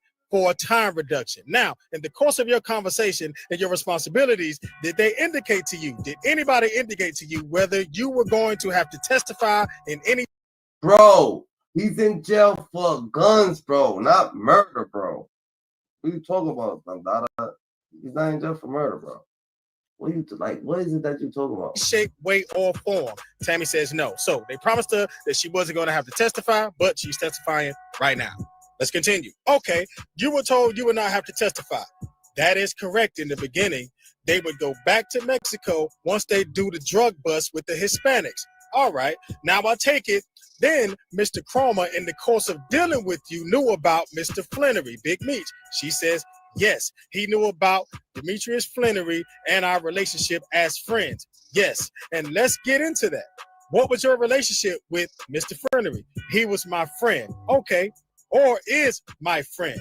Was there any business relationship? Yes, sir. Did you have any business relationship with him? Yes, I have the life rights with creative control and his power of attorney. And for how long was it that you became acquainted with Mr. Flannery? I would say 2000. He got incarcerated in 2005. In 2003, 2002 is when I met him. All right, so there we go. Now let's get into how Cuffy was actually lined up, or how. If Cuffy already knew that he said he met her when they did the life right. So him meeting her when he did the life right, how did he know all this whole time since '89? How does it work like that? And she was a Fed the whole time, and they all knew she was a Fed. But they try to set him up with the Mexican at first. The St. Louis DA or the St. Louis FBI was alerted to what Cuffy had going on with Big Meech and how Mr. Cromer got a hold of it, the whole 9 yards. Let's get into it. So we already know that Cuffy met Tammy through Big Meech, all right? So this is when Fidel Suarez, the cartel member, was looking for Cuffy in St. Louis, and Tammy was at home. Bro, you saying all this? Why don't you just come up here? You saying you got it? All right, then you got the tattoos. You was in the feds with them. Just come up here. We can have a talk. You don't even gotta show your face, You could just speak the words. With the FBI agent Cromer, when Suarez called her phone, and this is how it goes. Check this out. So when I received that call, it was on a Sunday. I was at home cooking spaghetti. I understand what you're trying to tell me, bro. I understand what you're trying to tell me. I simply understand what you're trying to tell me. And I understand I understand it was already told to us before, so you're telling us that you're telling us this, So when you're telling us this, why would he just be blatantly saying that he tried to set him up? You know what I'm saying? She gonna come out with the documentary saying that she set up a lot of people, So he was messing with her the whole time. Even so, boom. If that was the case, why would he tell Meech, yo, Tammy's a PI, and Meech said, oh yeah, why don't he just call her back, Call her back. She must be lying. He must be tripping, It can't be true. Just call him back.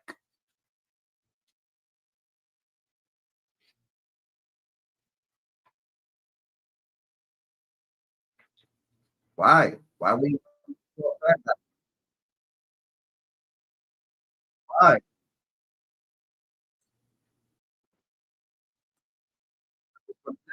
I'm not trying to let nobody trick me off the streets. But I never folded, never told, never will. Death before dishonor, always with me. So I'm doing this for my loved ones and the support of my friends and family to come out to the Amaran Arena, February 13th. So Meech is standing on business. He said he ain't snitch on nobody or he ain't trick nobody off the street. But 50 had something real quick to say. Now, soon as 50 saw this video, he popped it on his Instagram. And this is what he said in the caption. He said, if the artist on the bill don't show up, are you going to want a refund? Big Screech is not even going to be there. He can't go out after 6 p.m. But don't take my word for it. Go ahead and knock yourself out. I try to let nobody trick me off the street. You trick Cuff off the street, nigga. I never folded, never told. You told Tammy to tell, bitch. That's the photo sign, always. So I'm doing this for my loved ones. So you think that Cuffy's over here just using his family, nigga, to tell lies? Nah, he gonna use his family just to simply tell the truth. Like, yo, the truth is, the truth is, the truth is, the truth does. Or maybe maybe he is mad salty and saying this, but he met Tammy. If they already knew Tammy for so long, why he said that he met Tammy when he was doing the movie? That's it. He never brought nothing from Tammy. He said Tammy was a square, so why you think he wasn't getting the drugs from Tammy? Tammy has nothing to do with it. They wasn't getting the drugs from the feds. Like, what? Support my friends and family. Y'all gonna be disappointed when Lil Baby don't show up? When Skilla don't show up, when Vizzo don't show up? And all these motherfuckers don't show up? I wasn't gonna address this. Man, this nigga reading drops, man. Look at you reading this shit. But I never folded, never told, never will. That's the photo sign, always with me. So I'm doing this for my loved ones and the support of my friends and family. Come out to the Amaran Arena. He can't even go. You want house arrest, he can't even go. So this party that Big Meech is promoting, 50 saying this nigga can't even go, dog. It's apparently after 6 p.m. and 6 yeah, boom. Yeah. So to get to work or what, he was getting to work, but he wasn't getting, but he was getting, so to get the work from the country, so all right then, yeah, to get the work back in the country, he was working with the government the whole time. So that means that Meech was working with the government the whole time, you know what I'm saying? He was working with Tammy, but Tammy was crooked about it. She's a crooked CI, and Cuffy knew this the whole time. This is what you're saying. Cuffy knew this the whole time. This is what you're trying to put into our head, that the whole time that Meech was fucking with this CI, and they knew that she was a government. She's not even a CI. She's a DEA agent. She's an agent. You're saying she's an agent. She's been an agent, and she's been doing this for so long. That's how they got the work into the country. This is what you're saying. All right. p.m. is Big Meech's curfew. Now, y'all know how the probation thing where you got a probation officer, you know, you can ask for permission to attend these things if it is for work or whatever it is. Make sure the people you don't need to be around ain't there, and then you could probably go. So Big Meech I'll add you, come up here, come up here and speak, GG. Yeah, come up here and speak. I'll add you. Come up here and speak. probably can get in the building. We don't know. But y'all, this ain't the only video that 50 posted and responded to Big Meech. 50 thought this nigga was reading off some cards, you know, some teleprompter type shit. All right, so in this next video clip, y'all about to see 50 on his funny shit again. And then the caption, it say, "This is crazy. My stomach hurt. I need a little help to get out the way." I wasn't going to address this because I'm not trying to let nobody trick me off the streets. But I never folded, never told, never will. Death before dishonor, always with me. So I'm doing this for my loved ones and the support of my friends and family. Come out to the Amaran Arena, February 13th. Hey, I can't even lie, bro. It did look like the nigga was reading a little bit. But that was Big Meech's response. Who broke GG?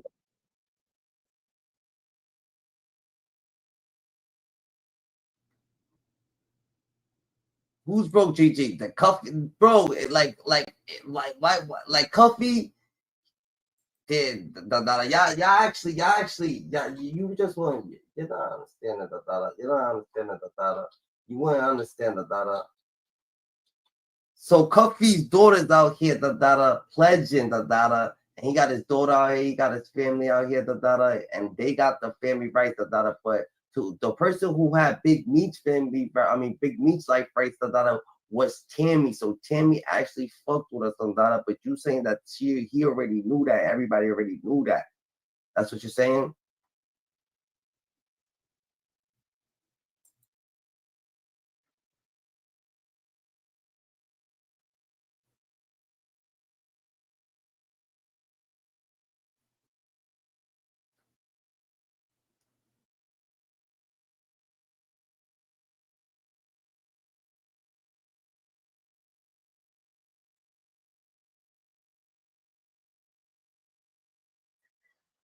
truth.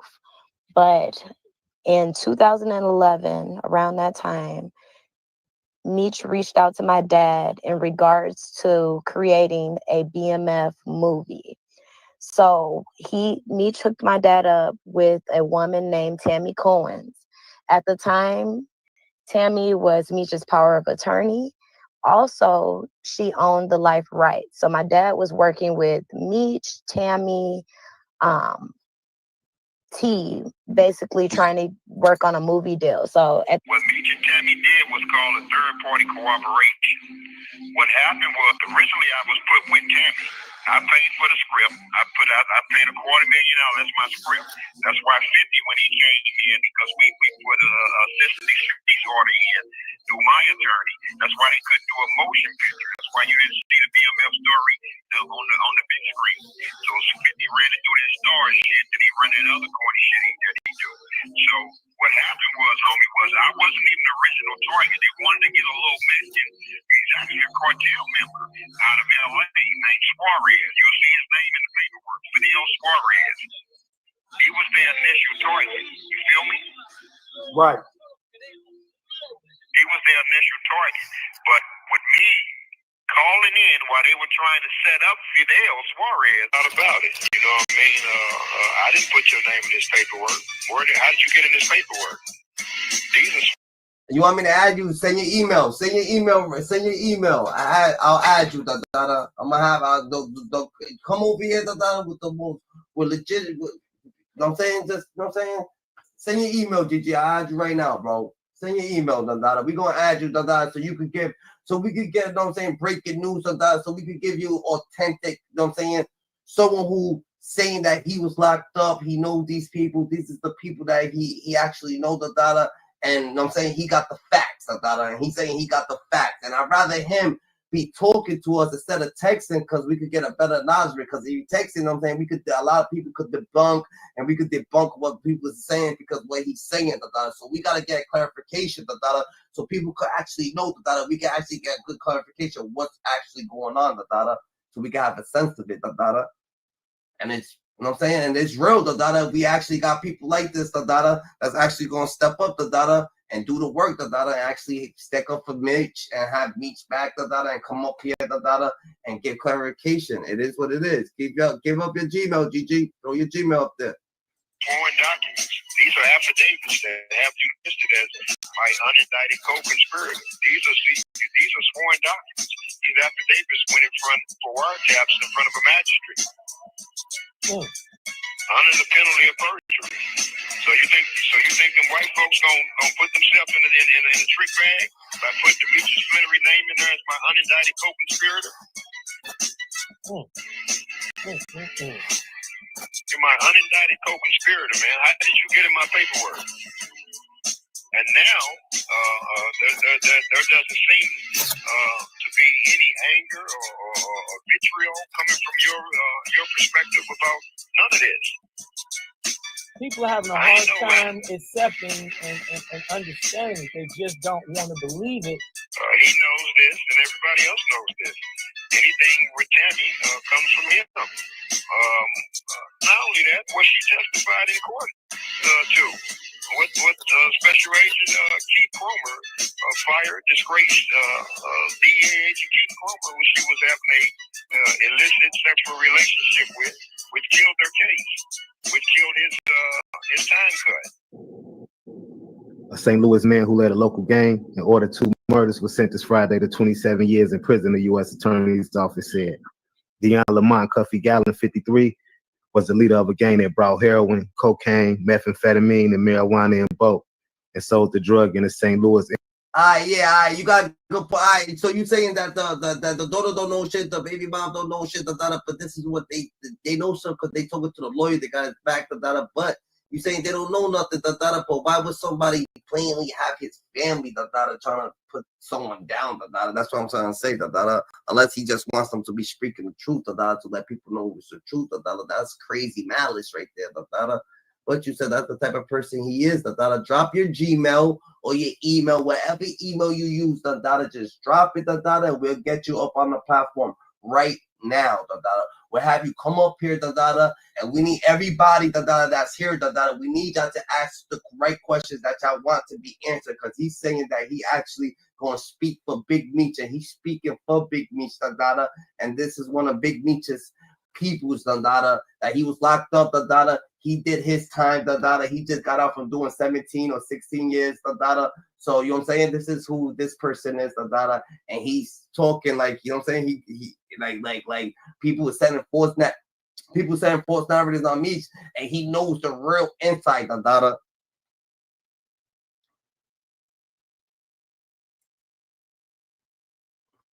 what I'm saying? Area from 2009 to 2014, prosecutor said. In order to retaliate against the man who cooperated with federal investigators that sent Gallen's brother, Deron Wani Gallen, to prison. Gallen ordered the murder of Theodis Howard. He was killed on the street outside of a St. Louis. I'm honestly not selective politics. Some people don't got no voice. Some people got some voices. Some people got explanations. Some people need understanding. Everybody just need understanding. Ain't no selective politics because ain't no politics. This is just what it is. We just standing on business. We cannot be selective politics. We just righteous. We don't clean up people.